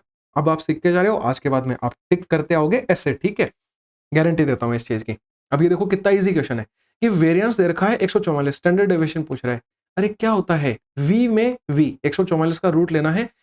एक गलती मत कर देना बस यहाँ पे, ये छोटी सी चीज थी जो इतनी देर से मैं वेट कर रहा था बेसब्री से बताने के लिए, कि भाई 144 का जो रूट लेते हैं ना, तो प्लस माइनस 12 आता है। ये कायदे से अपन को सबको पता है। पर एक चीज ध्यान रखना कि जो ये होता है ना अपना स्टैंडर्ड डेविएशन, वो कभी भी नेगेटिव नहीं आता। हमेशा 0 आ सकता है या 0 से बड़ा कुछ भी आ सकता है। ऐसा लिख लेना एक लाइन अपने नोट्स में जहां भी बनाए कि standard deviation is greater than equal to हमेशा 0 रहेगा। ये फाइनली याद रखना, बहुत काम की चीज है ये। तो स्टैंडर्ड डेविएशन अब प्लस माइनस 12 नहीं, सिर्फ 12, यानी प्लस वाला 12 आएगा। आया समझ में? आते हैं 19 नंबर पे। 121 का रूट लेंगे, 11 आ जाएगा। वही स्टैंडर्ड डेविएशन पूछ रहा है, वेरिएंस से निकल जाएगा।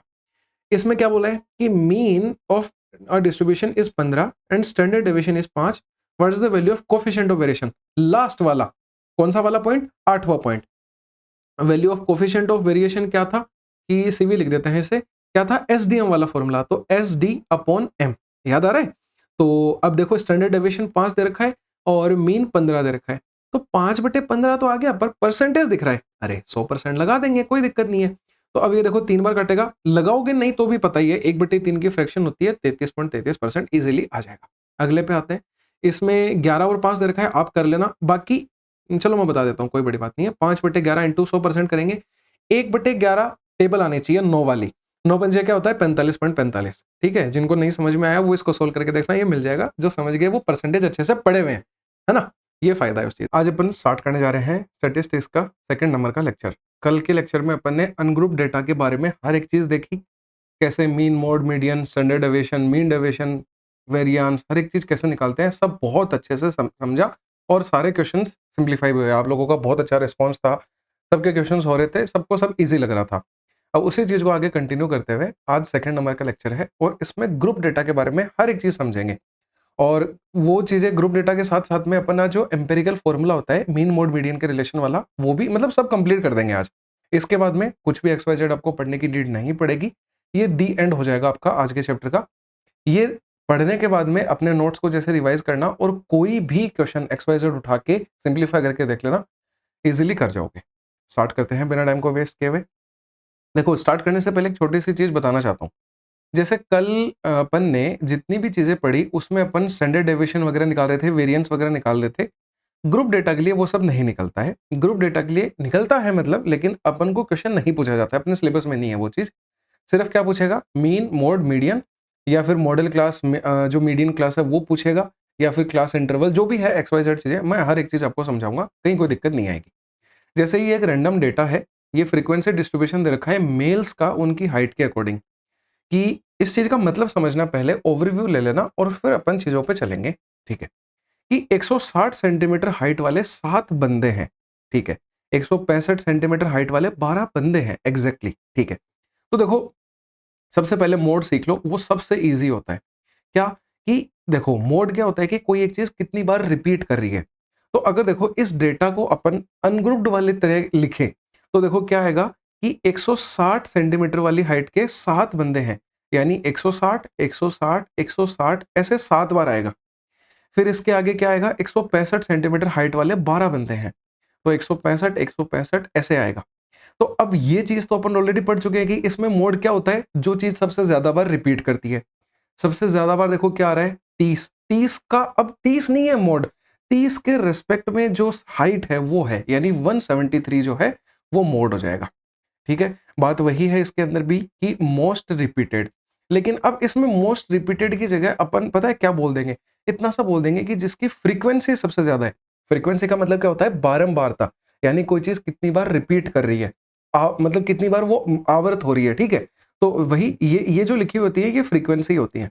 तो देखो फ्रीक्वेंसी सबसे ज़्यादा किसकी है? 30 की। 30 का मतलब 173 सेंटीमीटर हाइट वाले, तो क्या हो जाएगा मोड 173। अब मोड के बाद में आते हैं मीन और मीडियन के ऊपर। मीडियन निकालना और भी ईज़ी है। मीन पे अपन बाद में आ जाते हैं, पहले मीडियन देख लेते हैं। तो देखो इसको मैं हटा देता हूँ, मीन अगले पेज पे समझ लेंगे ताकि और इश्यू नहीं होगा। तो देखो मीडियन सीखते हैं।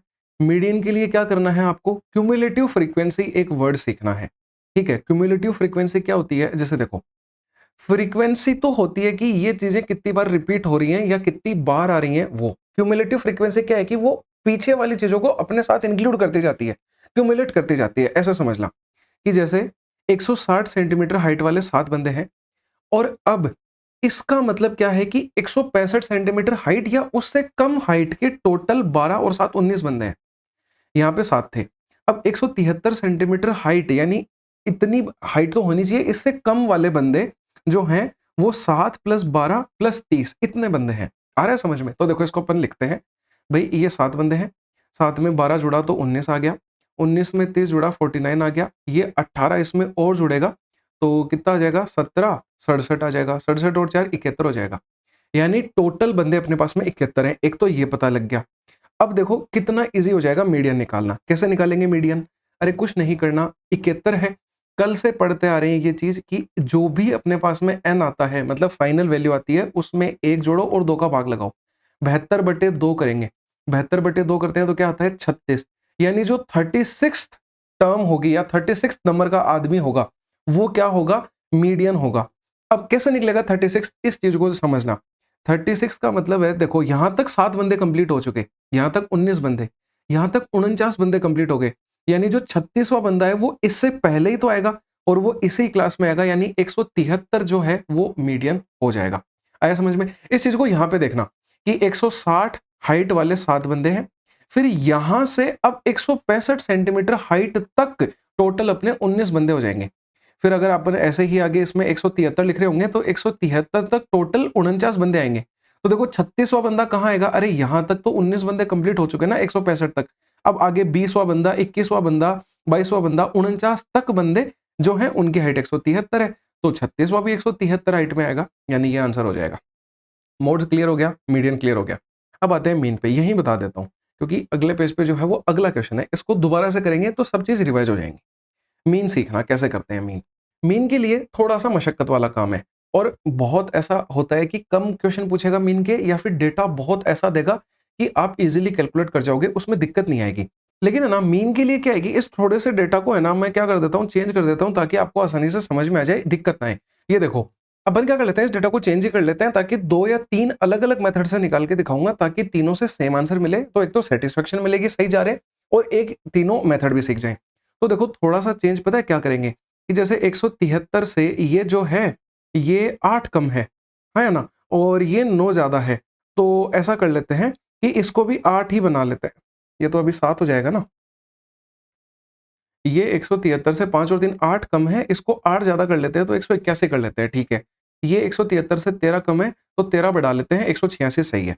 यहाँ तक सही चल रहा है। अब देखना, सीखना भई क्या करना है, सबसे पहले कि अब ये डेटा नया है ना? इसी के ऊपर अपन सारा काम करेंगे। तो क्या करना है, सबसे पहले तो ऑब्वियसली मोड अपन निकाल चुके हैं, सबसे ज़्यादा बार रिपीट होने वाली चीज़ वो आई थी। मीडियन निकालने का तरीका देख चुके हैं, अभी सिर्फ मीन की बात करेंगे। देखो सबसे पहला मेथड क्या है, मीन के लिए एक तो एकदम बेसिक है जो कभी नहीं लगाना कि 160 सेंटीमीटर वाले 7 बंदे हैं, यानी 160 इंटू 7, 165 वाले 12 बंदे हैं और ऐसे करते-करते 173 वाले 30, ये इतने इनको जोड़ेंगे और अब भाग लगा देंगे टोटल बंदों का। टोटल बंदे कितने हैं? क्यूमुलेटिव फ्रीक्वेंसी से निकलेगा जो हर बार निकालनी पड़ेगी। लिख लेते हैं एक बार। भई ये 7 थे, 7 और 12 19 हो गए और 19 और 30 49 हो गए। 49 और 18 कितने हो गए? 67 हो गए और इसमें प्लस 4 और हो जाएगा तो 71 बंदे आ जाएँगे। तो अब इसमें 71 का भाग लग जाएगा। इस चीज़ को एक बार सॉल्व करके आंसर आप निकाल के देख लेना, एग्ज़ाम में कभी नहीं करना है। बस यहाँ ताकि अपन चीज़ों को सीखें बेटर तरीके से। अब मैं आता हूँ सेकंड मेथड पे। ये था फर्स्ट, अब सेकंड पे आते हैं। क्या करना है सेकंड मेथड में? ऐसे मान लो कि जो अपन एवरेज में काम करते हैं कि हर एक बंदे की हाइट 160 तो रही ही होगी, अब उससे ज्यादा कितना है वो अपन कैलकुलेट करेंगे। तो 160 तो हाइट आराम से सबकी रही होगी, एटलीस्ट इतनी तो रही होगी, ऐसे भी बोल सकते हैं। अब ज्यादा देखते हैं, भाई इसकी हाइट इससे 5 ज्यादा है और 5 ज्यादा हाइट वाले कितने बंदे हैं? 12 बंदे हैं, ठीक है। फिर कितना? 160 से 73, यानी 13 ज्यादा हाइट वाले 30 बंदे हैं। आ रहा है समझ में? ऐसे करके मैं सबकी लिखूंगा। अब इसमें भाग किसका लगाऊंगा? भाई ये जो हाइट है, ये एवरेज में अपन किस में डिवाइड करते हैं? सभी बंदों में, यानी 71 बंदों में ये जो एक्स्ट्रा हाइट है ये डिवाइड हो जाएगी, ये मीन निकल के आ जाएगा। इसको कैलकुलेट करना एग्जैक्टली यही आएगा। लेकिन इन दोनों ही मेथड्स को अप्लाई नहीं करना है। अब जो तीसरा मेथड मैं लिखूंगा वो अप्लाई करना है। ये सिर्फ एक बेसिक अप्रोच थी ताकि चीज आपके दिमाग में क्लियर हो सके। अब सुनना, भाई टाइम दे रहे हैं उतना रिजल्ट भी निकलेगा। तो बस चीज़ों को आप सुनते जाओ, ध्यान देते जाओ और सिंप्लीफाई करते जाओ साथ-साथ में। ठीक है? देखना आप, ऐसा मान लेते हैं कि देखो यहाँ से क्या है, कैलकुलेशन फिर भी ज़्यादा बन रही है। तो कैलकुलेशन को आसान बनाने के लिए बस ये काम किया गया है कि आप इनमें से है ना, जैसे मान लो 160 अपन ने हाइट मानी, जो एवरेज है वो, उसकी बजाय आप 173 मान लो, बीच की कोई भी एक वैल्यू मान लो, तो उससे ऊपर और नीचे जब अपन जाएँगे तो प्लस और माइनस की वैल्यू आएँगी तो कैलकुलेशन आसान बन जाएगी। ठीक है भाई, मैंने 173 रैंडम कोई भी मान सकते हो, 181 भी मान सकते थे, 165 भी, 173 एकदम बीच में थी, रैंडम मान ली मैंने। भाई इधर देखो, -8 है, इधर +8 है। अब यहाँ से यहाँ जाते हैं तो माइनस का 13 है और यहाँ से यहाँ आते हैं तो प्लस का 13 है। ये सब बनाने की नीड नहीं है, लिखने की नीड नहीं है, दिमाग में चलेगी पूरी कैलकुलेशन। बस एक बार डिटेल से समझ जाओ, अगले वाले क्वेश्चन में बहुत शॉर्टकट में सारी चीज़ें क्लियर हो जाएँगी। ठीक है भाई, अब मैं लिखता हूँ। देखो, -8 वाले 12 बंदे हैं, +8 वाले 18 बंदे हैं। -8 के 12 बंदों से +8 के 12 बंदे तो कट गए। बस +8 के 6 बंदे एक्स्ट्रा बचेंगे।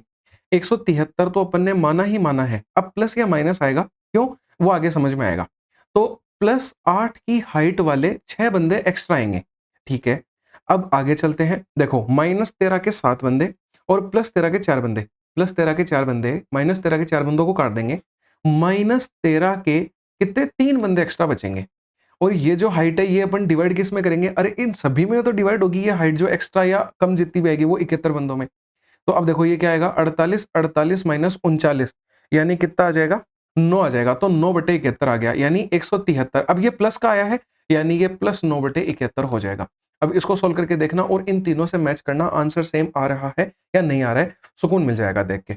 अब आओ अगले क्वेश्चन पे।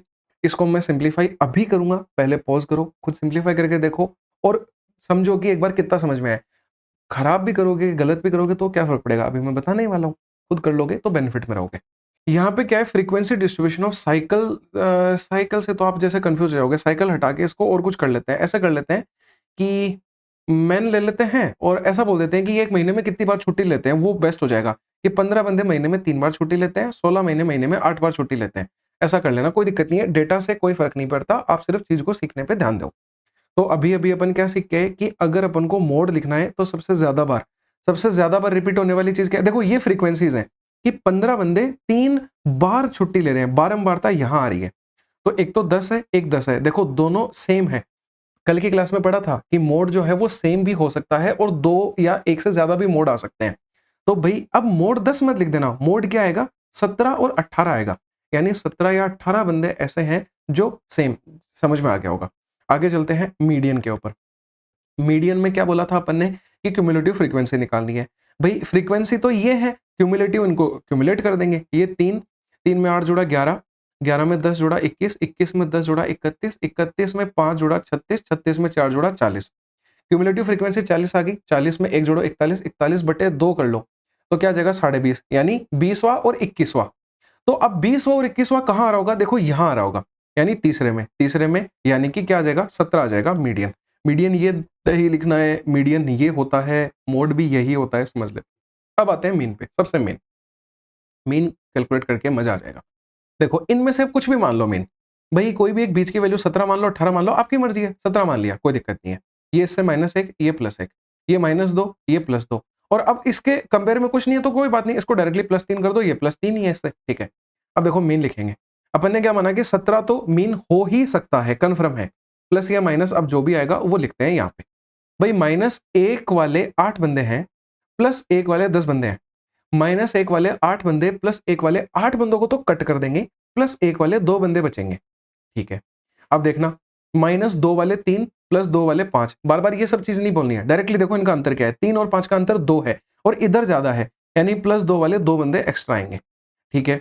और अब लास्ट में ये इनका साथ तो कोई कंपेयर करने के लिए है नहीं, तो डायरेक्टली लिख दो कि +3 वाले 4 बंदे हैं, ठीक है भई। अब बटे में क्या आएगा? सभी में डिवाइड होगा, 40 के 40 में डिवाइड होगी ये चीज़, यानी क्या आ जाएगा 17 प्लस या माइनस जो भी है वो देख लेंगे। 12 + 4 16 + 1 17, 17 बटे 40 करना है, तो प्लस ही आएगा भई, माइनस नहीं आ पाया, ठीक है। अब ये कैलकुलेशन के लिए भी एक चीज़ सीख लो कि जैसे इस पॉइंट से डरा मत करो, डायरेक्टली इसमें 4 का भाग लगाओ और फिर 1 पॉइंट इधर खिसका देंगे अपन। तो 4 चौके 16 और 1 17 के लिए 10 यानी कि 4 चौके 16 अब 1 बच गया ना तो पॉइंट आ जाएगा 4 दूनी 8 और 4 पंजे 20। लेकिन अब 1 पॉइंट इधर खिसकाएँगे तो 0.425 आ जाएगा यानी 17.425 जो है वो मेन आ जाएगा यहाँ पे। आया समझ में? कहीं कोई दिक्कत नहीं लगी? क्वेश्चंस पे अटैक कर लें डायरेक्टली। शायद ये देखो क्वेश्चन आ गया है। सीजीएल टियर 1 के अंदर आया हुआ क्वेश्चन है। अब देखो अब अच्छा एक चीज़ यहाँ पे थोड़ी-सी चेंज हो जाएगी भैया जी।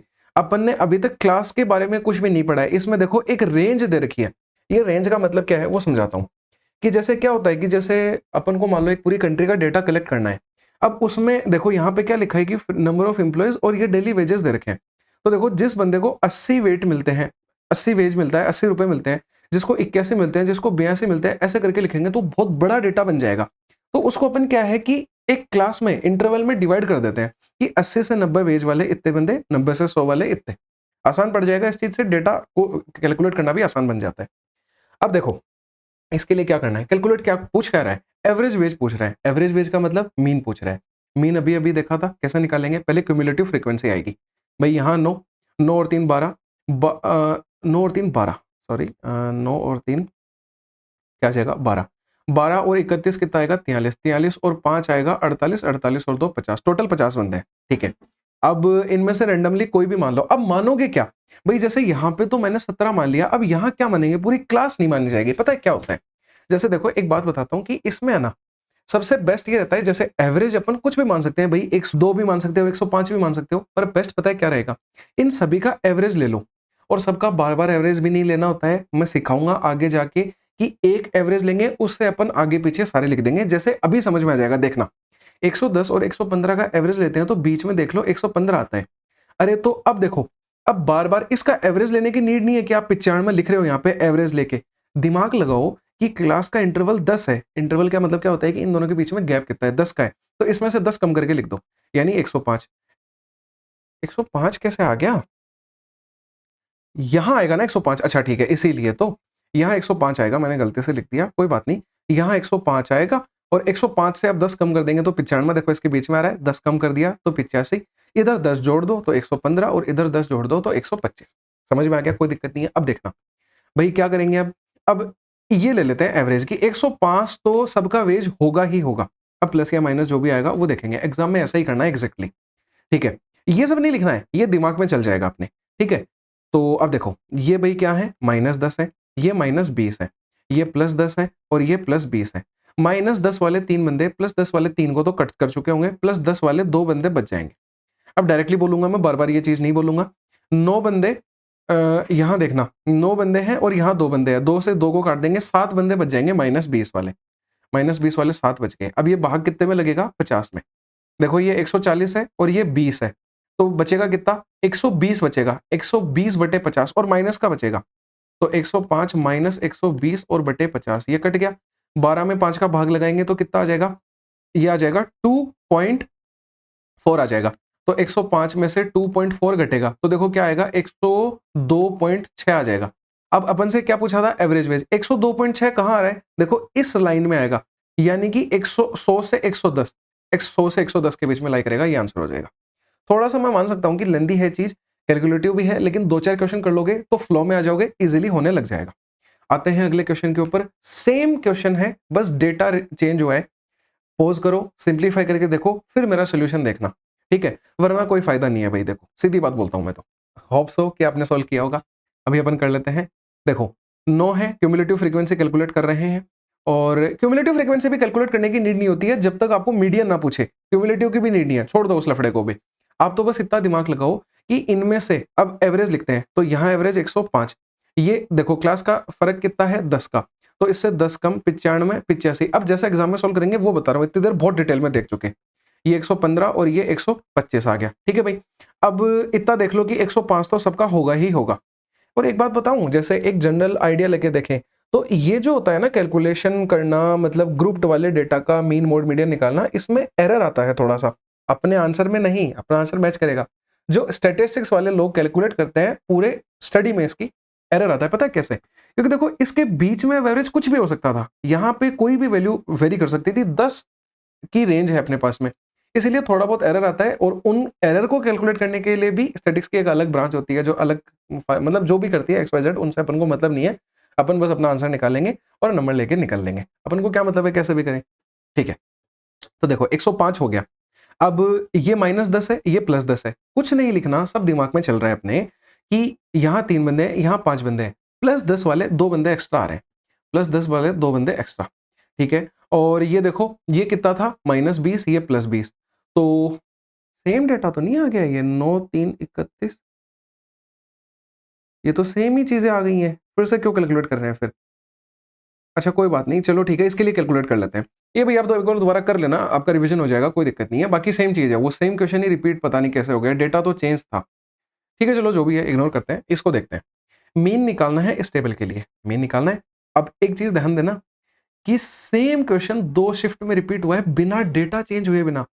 अपने क्वेश्चंस तो रिपीट होते ही होते हैं, बिना डेटा चेंज हुए बिना भी रिपीट हो रहे हैं। देखो जैसा अभी फेज 13 के अंदर चल रहा है कि मतलब बहुत ऐसा सुनने में आ रहा है कि जैसा पहले दिन पेपर था सेम वैसा दूसरे दिन डिट्टो पेपर। तो अब भाई ये चीजें सीख लो उस हिसाब से, ठीक है। एडुकेटी के साथ में आप भी मतलब यूज टू हो जाओ उन चीजों के, इसलिए ठीक है। अब देखो इनमें से अब कुछ भी मान लो, जैसे 1 2 3 4 5 6 7 डेटा है, ये मान लेते हैं अपन लगभग बीच का सा, ठीक है। ये भी मान सकते थे, ये भी मान सकते थे, पर एकदम 20 का मान लिया। अब इनका जैसे 35 आएगा। अब यहाँ पे अब देखो 10 का इंटरवल है, तो 10 कम 25, 15 और 5, यहाँ पे ज्यादा यानी 45। लिखना नहीं है, सिर्फ सुनना है और ये दिमाग के अंदर करना है।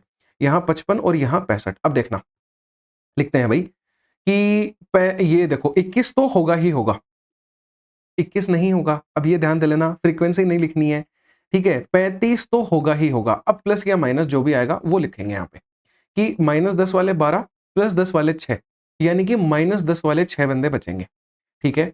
यहाँ 4 बंदे और यहाँ 3 बंदे। अब ये देखो ये तो -10 + 10 वाले बंदे लिख दिए। अब -20 + 20 वाले, भाई यहाँ 3 बंदे हैं, यहाँ 4 बंदे हैं, एक बंदा बच जाएगा 20 वाला। तो क्या आ जाएगा? क्या आ जाएगा? माइनस के अंदर 20 वाला एक बंदा बचेगा। और अब देखो -30 में 2 बंदे हैं, +30 में भी 2 बंदे हैं, वो आपस में एक दूसरे को कट कर देंगे, उनको लिखने की नीड ही नहीं है। अब बटे भाई टोटल संख्या आएगी, या तो क्युमुलेटिव फ्रीक्वेंसी या जोड़ लो। 2 4 6 6 12 18 18 21 39 39 6 45 45 5 50 आ गया, ठीक है। क्युमुलेटिव फ्रीक्वेंसी लिख के टाइम वेस्ट मत करना, डायरेक्टली भी जोड़ के 50 लिख सकते हैं, कोई दिक्कत नहीं है। अब देखो 35 तो आएगा ही आएगा, दोनों माइनस के हैं मतलब माइनस आ जाएगा। 60 और 20 80, 80/50 हो गया, ये कट गया। ये कैलकुलेट करते हैं तो 1.6 आता है, 35 में से 1.6 जाएगा तो कितना बचेगा, 33.4 बचेगा। 33.4 का मतलब ये देखो, 2 लाइनों में लिख के आंसर आ गया। इतना ही ईजी होता है, ऐसे ही एग्जाम में करना है। 2 शिफ्ट में रिपीट हुआ क्वेश्चन है और सीरियसली ईजी भी था और बढ़िया क्वेश्चन भी है, पूछने लायक भी है। ठीक है भाई, अगले पे आते हैं। अब देखो डेटा का मैंने क्या है, हर एक टाइप का डेटा लिया है भाई। यहाँ पे इंटरवल वाला ले लिया और टेबुलर फॉर्म में ले लिया, यहाँ पे ग्राफ के फॉर्म में ले लिया। अब देखो इस ग्राफ के फॉर्म पे कितने क्वेश्चन रिपीट हुए हैं, ये क्वेश्चन है सेम, बस data change, same data change, same data change. तो ये सारे क्वेश्चन आपको करने हैं पहले रोक रोक के, फिर मेरा सोल्यूशन देखना है। मैं इनमें से 4 हैं तो 2 या 3 करवा देता हूँ, 1 या 2 आपके लिए छोड़ दूंगा, वो देख लेंगे अपन, जैसा मूड रहेगा उस हिसाब से। हिस्टोग्राम दे रखा है, मीन हाइट निकालनी है हर एक स्टूडेंट की और करेक्ट टू 1 डेसिमल प्लेस, मतलब अप्रोक्सीमेट आंसर बताना है। बाकी देखो ऑप्शन इतने क्लोज क्लोज है, मतलब कुछ ना कुछ ऐसा ही करना पड़ेगा कि करेक्ट टू 1 डेसिमल प्लेस निकले। अब देखो इनमें से कुछ भी मान लेते हैं, अब एग्जैक्टली ऐसे ही करना है एग्जाम में। ये बहुत देर हो गई, मतलब एकदम अपन बहुत डिटेल में लिख रहे हैं, काफी कुछ अलग एक्स्ट्रा लिख रहे हैं। एग्जैक्टली सटीक जैसा आप एग्जाम में करोगे वो करने वाला हूं भाई। इनके बीच में क्या आएगा, 112.5। अब घटाना बार बार देखो, इनका हाफ लेके लिखोगे तो जोर आएगा भाई। डायरेक्टली देखो ना, क्लास का इंटरवल 5 है, इधर 5 कम होगा, यानी क्या आ जाएगा। और अब ये 5 कम 5 ज्यादा भी क्यों लिख रहे हो, ये चीज दिमाग में सोच लो, लिखने की नीड नहीं होती है। तो 112.5 तो एवरेज होगा ही होगा, प्लस या माइनस। अब देखो क्या आएगा भाई, इधर 14 बंदे हैं, इधर 15 बंदे हैं, एक बंदा इधर एक्स्ट्रा होगा, और कौन सा होगा, कौन सी मतलब कितनी हाइट वाला, यानी कि +5 वाला। ठीक है, इधर जस्ट एग्जैक्टली क्या होगा, +5, तो +5 वाला एक बंदा एक्स्ट्रा है। अब देखो ये और यहां तक सोल्व हो चुका है। अब ये क्या है, -10 और +10, इधर 2 बंदे एक्स्ट्रा हैं, तो 2 बंदे एक्स्ट्रा हैं +10 वाले, और 10 बंदे तो सीधे ही 15 वाले एक्स्ट्रा आ जाएंगे। तो कितने आ जाएंगे, 10 बंदे सीधे ही 15 वेट एक्स्ट्रा वाले, ये इससे जस्ट 15, देखो 3 बार गया है, 5-5 का इंटरवल था तो 15 आ जाएगा। अब बटे भाई इनकी क्यूमुलेटिव फ्रीक्वेंसी या फिर इनको जोड़ लो, 11 और 14 हो गया 25, 25 और 17 42, 42 और 15 57, 57 और 13 70 और 10 80, 80 का भाग लग जाएगा। 112.5 प्लस माइनस कितना आएगा, 150 और 20 170 और 5 175, 175/80 करना है। पॉइंट को इग्नोर करो, 8 से भाग दो डायरेक्टली, 8 दूनी 16, 8 एकम 8, 70 बचेगा, तो 8 8 64, और ये 8.875 होता है। ठीक है भाई, इसको कैलकुलेट कर लेना। अब एक पॉइंट इधर खिसक जाएगा, यानी 2.1875 बन गया, 1875। इसमें क्या जोड़ना है, 112.5 जोड़ना है। तो देखो कितना आ जाएगा, 114.68। अब ऑप्शन चेक करो, 114.68 का मतलब ये ऑप्शन मिल गया, मिला या नहीं मिला, और कोई जोर आया कैलकुलेट करने में। थोड़ा सा मैं मान सकता हूँ कैलकुलेटिव है, पर बहुत ईजी है, कोई भी मुश्किल वाली चीज नहीं है। अब ये क्वेश्चन आपके लिए छोड़ रहा हूँ, और ये मैं करवा देता हूँ, ये फिर आपके लिए छोड़ देंगे, ऐसा कर लेते हैं, सबसे बेस्ट रहेगा।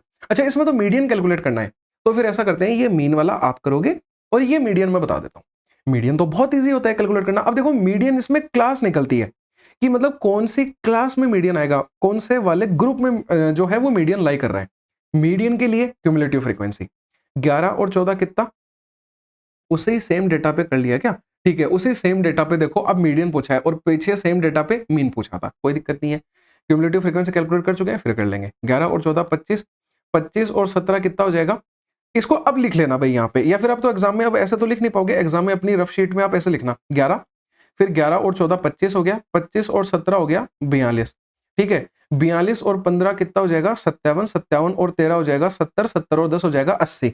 अब 80 का मतलब क्या हो गया, 40 और 41 है ना। 80 का मतलब हो गया 80 + 1 81, 81/2 करेंगे 40.5, 40.5 का मतलब 40वां और 41वां, तो 40 और 41वां यहाँ यानी तीसरे में आ रहे होंगे, तीसरा का मतलब इसमें आ रहे होंगे, यानी 110 से 115 जो है मीडियन हो जाएगा, यानी मीडियन क्लास हो जाएगी एग्जैक्टली। आ गया समझ में भाई। मीडियन जो है ना एग्जैक्ट, या फिर मोड जो है एग्जैक्ट, वो अपन फॉर्मूले से कैलकुलेट करेंगे और वो चीज आगे सीखेंगे।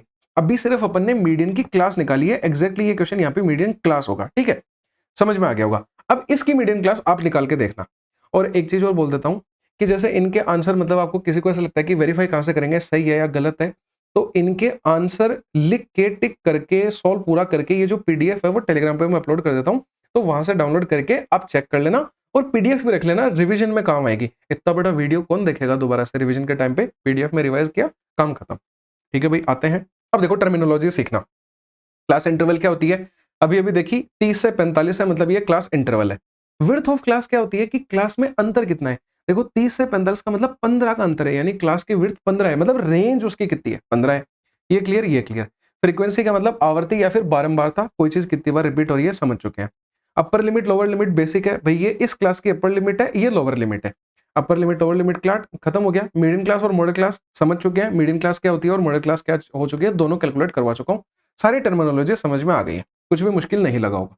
आगे चलते हैं। और अब फॉर्मूले वाले दो चीजें आ जाती हैं। इतनी खौफनाक चीजें हैं और इतनी इजी हैं, लेकिन जितनी खौफनाक उतनी ही इजी। सिर्फ देखने में डरावनी लगती हैं। मैंने सेम डेटा लिया है, पहले अपन मीडियन निकाल लेंगे इस पेज पे, यहाँ पे मोड निकाल लेंगे और फिर एम्पेरिकल फॉर्मूला देख के इनके क्वेश्चन भी कर लेंगे। देखो यहाँ पे मीडियन पूछा है, यहाँ पे मीडियन और मोड दोनों पूछे हैं इस हिस्टोग्राम के, तो वो सब निकालना मैं सिखाऊंगा, कोई दिक्कत नहीं है, डरने की बात नहीं है। यहाँ आओ, ठीक है। देखो स्टार्ट करते हैं। भाई एक बात बताओ, इस फॉर्मूले को ध्यान मत देना, पहले मेरी बात सुनना कि मीडियन मान लो अपन को निकालना है, तो मीडियन के लिए आप क्या करो, सबसे पहले ये देखो कि मीडियन क्लास निकालनी पड़ेगी। मोड निकालना है तो मॉडल क्लास पहले निकालनी पड़ेगी। अब मीडियन क्लास कैसे आएगी, देखो क्यूमुलेटिव फ्रीक्वेंसी से। क्यूमुलेटिव फ्रीक्वेंसी आप रफ शीट में अपने कैसे लिखोगे भाई, 11 11 और 14 कितना हो गया, 25 25 और 17 कितना हो गया, 42। डेटा वही लेके आऊं ताकि आसानी से समझ में भी आ जाए। अब 42 के बाद में 15 जोड़ेंगे तो 57, और 57 और 13 हो गया 70, 70 और 10 हो गया 80। 80 का मतलब एक जोड़ेंगे 81 बटे 2, वही 40 और 45, 40 और 45 इस थर्ड में आएंगे, थर्ड का मतलब ये हो जाएगा। यानी कि 110 से 115 अपनी मीडियन क्लास आ गई। मैं यहां लिख देता हूं, ये मीडियन क्लास आ गई। आ गया समझ में इतना, ठीक है। अब देखना बहुत इजी लगेगा, बहुत भाई, इसको एक बार देख के डरो मत, मैं इतना आसान बना दूंगा, ये फॉर्मूले याद भी अभी करवा दूंगा। ये देखने में बस मुश्किल लगते हैं, नहीं है मुश्किल। तो अब क्या लिखना है, इस क्लास की लोअर लिमिट। इन ये कॉपी में अपने फॉर्मूला लिख लो और उसकी फुल फॉर्म लिखते जाना। मैं यहां लिख भी देता हूं, एल का मतलब है लोअर लिमिट इस मीडियन क्लास की। सिर्फ इस एक फॉर्मूले में चीज आएगी जो दूसरी क्लास की आएगी, बाकी सब मीडियन क्लास का ही चलेगा। तो अब लोअर लिमिट इस मीडियन क्लास की लिखनी है। लोअर लिमिट क्या है, 110 है। अभी अभी सिखा के आता लोअर लिमिट और अपर लिमिट क्या होती है, ठीक है। अब प्लस आएगा। अब n बटे 2 करना है। n अपन कैलकुलेट कर चुके हैं क्यूमुलेटिव फ्रीक्वेंसी में 80, तो 80 बटे 2 करना है। माइनस क्या आएगा, क्यूमुलेटिव फ्रीक्वेंसी। क्यूमुलेटिव फ्रीक्वेंसी कितनी है, क्यूमुलेटिव फ्रीक्वेंसी लेकिन यहाँ पे क्या आती है, पिछली क्लास की, प्रीसीडिंग क्लास की। यहाँ लिखना n का मतलब तो टोटल लिख लेना नंबर, और CF में लिखना cumulative frequency of preceding class, यानी पिछली क्लास की क्यूमुलेटिव फ्रीक्वेंसी, ठीक है। तो देखो अब एक बात और बताओ भाई, कि जैसे 80 बटे 2 का मतलब है कि आपका जैसे क्या आ रहा है, यहाँ पे मीडियन आ रहा है, तो इस मीडियन में से आप क्यूमुलेटिव फ्रीक्वेंसी एग्जैक्टली इसी क्लास की घटा सकते हो क्या, 42 कैसे घटाओगे, नेगेटिव आ जाएगा, कॉमन सेंस है। यानी पिछली क्लास की घटेगी, मतलब 25 घटेगा। अब बटे क्या आएगा, एफ। एफ का मतलब क्या है, इस क्लास की फ्रीक्वेंसी कितनी है, अपनी हर एक चीज मीडियन क्लास की आएगी, बस एक चीज पिछली की आती है। तो भाई इसकी तो 17 है, 17 आ गया, इनटू हाइट करनी है। हाइट मतलब क्या हो जाएगा कि अपनी हाइट कितनी है, अपनी नहीं, इस हाइट क्लास यानी कि 110 से 115, ये कितना है, इनमें गैप कितना है, तो गैप का 5 का है, 5 आ जाएगा। बहुत इजी लगा, कहीं कोई इश्यू नहीं आया। अब देखो 110 माइनस ये 40 बनेगा, 40 में से 25 जाएगा 15, 15 इंटू 5 हो जाएगा 75, 75 बटे 17 आसान है कैलकुलेट करना। क्या आएगा, 17 चौके 68, 68 के बाद में 7 बचेगा तो 70 आएगा, कैलकुलेट कर लेना 4 पॉइंट समथिंग आएगा। ये जो है ये अपना क्या हो गया, मीडियन हो गया, एग्जैक्ट कैलकुलेट कर लिया। अब इसी चीज के ऊपर अपन मोड कैलकुलेट करते हैं। फॉर्मूला में बताऊंगा, कोई दिक्कत नहीं है, पहले सीख लो सारी चीजें। अब मोड के लिए क्या करना है, मॉडल क्लास। मॉडल क्लास का मतलब कि सबसे जो बड़ी है वैल्यू, फ्रीक्वेंसी इसी की सबसे ज्यादा है, यानी ये मॉडल क्लास होगी, ये मॉडल क्लास होगी।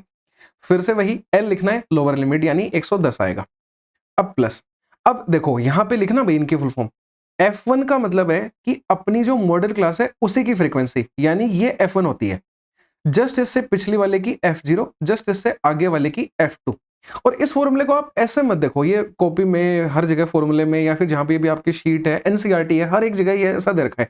लेकिन इसको है ना आप आसान बनाते हैं, ऐसा लिखो इस फॉर्मूले को, F1 माइनस F0 और अपॉन में इस 2F1 को ब्रेक कर लो, F1 और F मतलब F1 और F1 दो जगह ब्रेक कर लो। तो एक बार तो लिख दो F1 माइनस F0 और एक बार लिख दो F1 माइनस F2, ऐसा कर दो।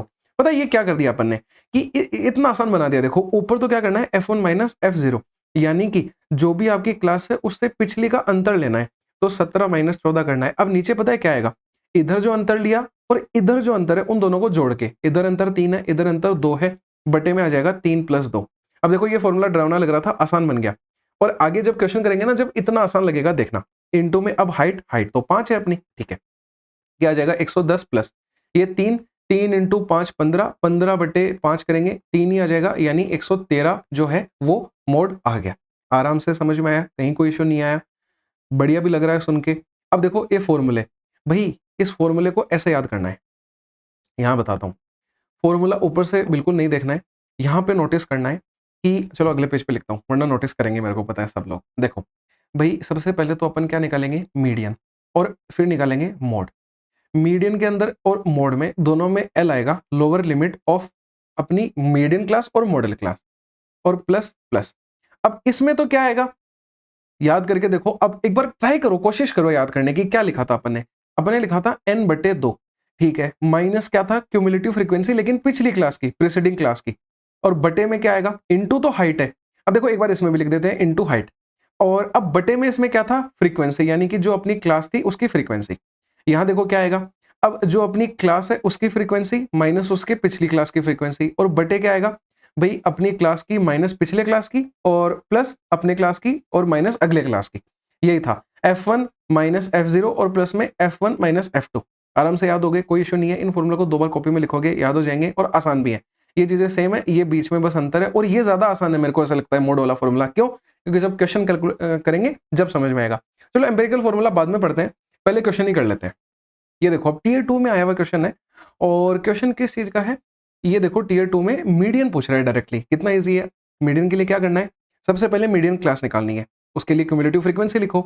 3 3 और लिख लेते हैं, 3 3 और 5 8, 8 और 4 12, 12 और 2 14, 14 और 7 21, 21 और 6 27, 27 और 5 32, 32 का मतलब 16 और 17 आ जाएगा। ठीक है, डायरेक्टली अब कैलकुलेट करना सीखना चालू कर दो चीजों को, भाई पूरा लिखने की नीड नहीं है। 32 और 1 33 करोगे, 33/2 16.5, फिर 16 और 17 नहीं, डायरेक्टली कर लो। ठीक है, तो 16 और 17 किस में आएंगे, इसमें, यानी कि जो मीडियम क्लास है वो ये वाली हो जाएगी। तो फॉर्मूला क्या होता है, अब देखो जल्दी से फॉर्मूला लिखो, L प्लस n/2, यानी कि L यानी लोअर लिमिट, n/2 करना है, माइनस क्यूमुलेटिव फ्रीक्वेंसी पिछली क्लास की, बटे फ्रीक्वेंसी और इनटू हाइट। एक बार में फॉर्मूला याद हो गया, बहुत इजी फॉर्मूला है। ठीक है, इसमें वैल्यूज रखते हैं। सबसे पहले क्या आएगा, L यानी लोअर लिमिट मतलब 20, अब प्लस में n/2, 32/2 करेंगे 16, माइनस पिछली क्लास की क्यूमुलेटिव फ्रीक्वेंसी यानी 14, बटे क्या आएगा, अब फ्रीक्वेंसी आएगी अपनी क्लास की, यानी 21 आ जाएगा। हाँ या ना, 21 नहीं लिखनी है, ये गलती नहीं करनी है, क्यूमुलेटिव फ्रीक्वेंसी है, 7 आएगा यहाँ पे। ठीक है, 7 आ गया, इनटू अब क्या आएगा, हाइट क्या है 5, 5 लिख देंगे। तो ये क्या बन गया, 2 2 इंटू 5 10, 10/7 करना है। 10/7 कितना होगा, 1.30 बनेगा ना, तो 1.4 आ जाएगा। अब 20 में 1.4 जोड़ेंगे, 21.4, 21.4 ये रहा। कितना इजी और कितना जल्दी आंसर आ गया, और एकदम। अब देखो टीयर 2 का क्वेश्चन है, बहुत से बच्चों ने छोड़ा था, डेटा जाके चेक करना, मुश्किल से शायद 12 या 13% का ये ठीक था, मैंने चेक किया था। ठीक है, अब आपका नहीं होगा, लेकिन आप तो 100% करके आओगे। आओ अगले क्वेश्चन पे, मीडियन और मोड दोनों निकालना है इस हिस्टोग्राम के लिए। अब इस क्वेश्चन में ऑप्शन नहीं है, ऑप्शन नहीं है तो फिर मैं करवाऊं या फिर आपके लिए छोड़ देता हूं। चलो इसका क्वेश्चन फिर मैं पीडीएफ में डाल दूंगा, प्रैक्टिस के लिए चीज मिल जाएगी और वेरीफाई भी हो जाएगा फिर। ठीक है, इसको छोड़ते हैं। अब अपन आते हैं एम्पेरिकल फॉर्मूला पे। एम्पेरिकल फॉर्मूला भाई बहुत कंफ्यूजिंग लगता है बच्चों को, क्यों? क्योंकि उनको यही नहीं समझ में आता कि फॉर्मूले को याद कैसे करें। याद कर लेंगे तो कंफ्यूज हो जाएंगे एग्जाम में, बिल्कुल नहीं होना है, एकदम आसान। मैं बताता हूँ, सबसे पहले एक बात बताओ, आपका कोई एक दोस्त बना देते हैं आज, और उस दोस्त का नाम रख देते हैं मदन। ठीक है, मदन दोस्त का नाम है आपके। तो भाई मदन कैसे बनेगा, देखो एमडी लेते हैं, उसमें mn ऐड करते हैं, तो md में mn ऐड करोगे तो क्या बन जाएगा, मदन पूरा बन जाएगा। मदन को mdn लिख लेते हैं, शॉर्ट फॉर्म बोल देते हैं उसको। ठीक है, मेडी मेडी आप करते हो, उसको मदन बना दिया अपन ने। आ गया समझ में? अब क्या करो, गिनती लिख दो भाई, यहाँ 1 लिखो, यहाँ 2 लिखो, यहाँ 3 लिखो।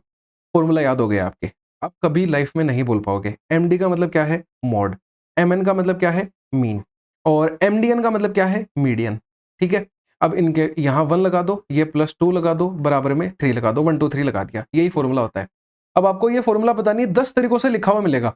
कोई लिख के देगा कि मीडियन बराबर मोड और प्लस में 2 मीन और बटे 3, पता नहीं किस किस फॉर्म में बना के देते हैं। अरे नहीं, क्यों कंफ्यूज होना है, इतना आसान है, इससे इजी कोई फॉर्मूला ही नहीं है अपनी पूरी मैथ में।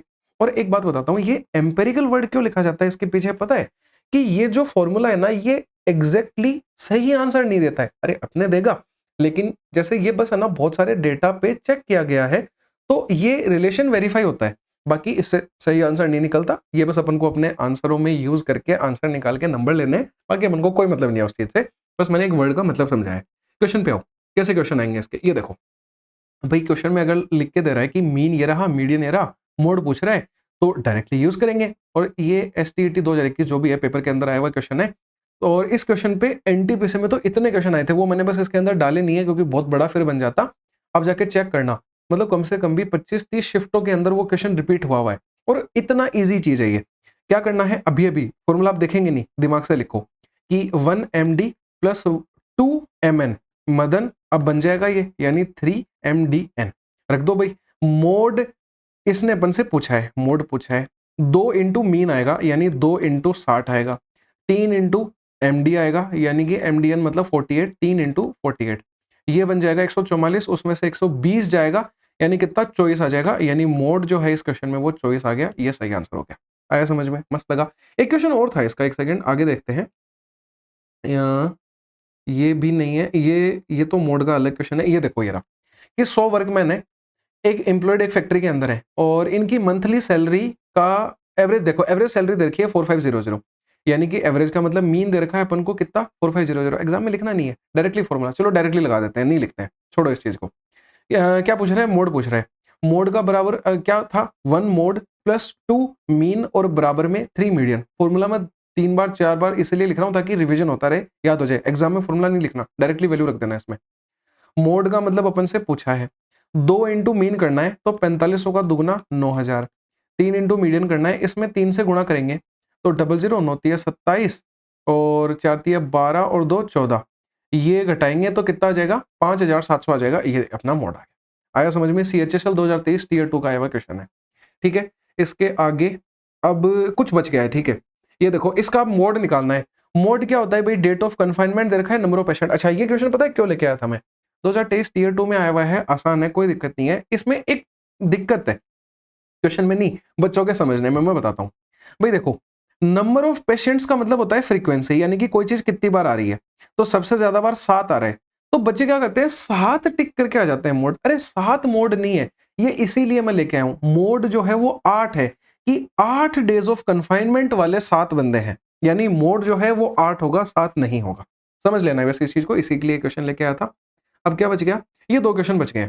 जो मैं ऐसे बोल रहा था आपको, कल वाले वीडियो में भी मैंने ये बात बोली थी कि 2-3 क्वेश्चन ऐसे थे इस चैप्टर में जो ना पढ़ाने से किसी से रिलेटेड है, ये रटने हैं, इनको रट लो। और बाकी मैं समझा देता हूं। देखो पता है क्या होता है, ये ओजीव्स क्या होते हैं कि जैसे अपन है ना कोई भी ग्राफ बनाते हैं, तो उसमें जैसे फ्रीक्वेंसीज दे रखी होती हैं।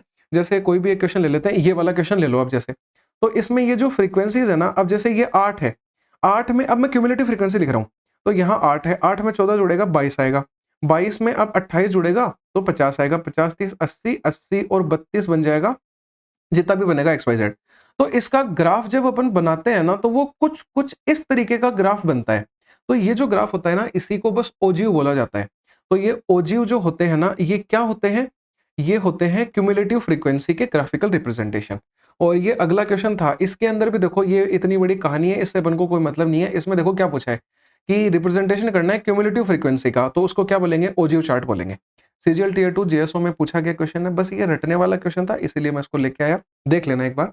बाकी ये भी हो गया, ये भी हो गया और ये भी हो गया। इस तरीके से आज आपका स्टैटिक्स से सारा का सारा डर खत्म हो जाएगा, जो साया भूत आप पे बैठा हुआ था वो सारा निकल जाएगा।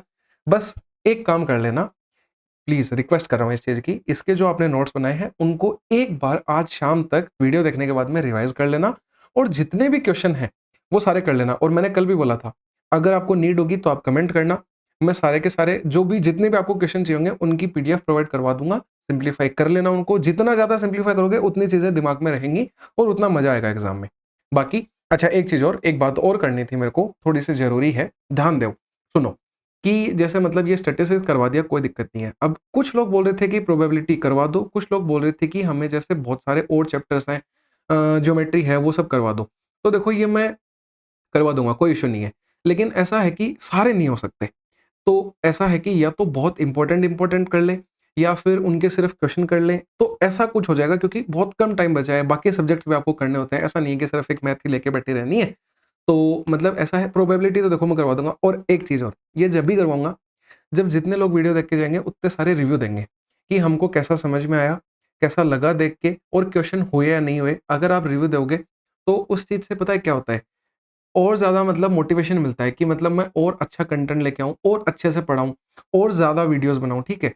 वरना तो फिर उस चीज़ में कोई मज़ा नहीं है। ये एक वन वे कम्युनिकेशन नहीं रहना चाहिए कि सिर्फ़ मैं आके डिलीवर करके जा रहा हूँ और आप सिर्फ़ सुन रहे हो। इसको टू वे करो भई। आप भी सामने से किया करो बातें, हम भी करेंगे। और देखो, मेरा तो हर बार का है कि भई जितने भी कमेंट्स आते हैं, हर एक का रिप्लाई देता हूँ, सबको इक्वल ट्रीट होता है। तो उस चीज़ को फ़ोकस करते हुए आपको सिर्फ़ क्या करना है, एक छोटा-सा रिव्यू लिख देना है कि भई हमको समझ में आ गया। नहीं आया तो भी लिखना है। नहीं आया तो भी लिखना है। और उसका फिर अपन क्या उपाय करेंगे कि अपन ऐसे मैंने चैट पे आप आओगे, टेलीग्राम चैनल पे आप मेरे से जो भी डाउट पूछोगे वो मैं आपको क्लियर करूँगा। और हर एक चीज़ में बेहतर करने की कोशिश करते ही हैं। बाकी मिलते हैं अगले सॉल्यूशन के साथ में। जब तक के लिए बाय बाय, टेक केयर।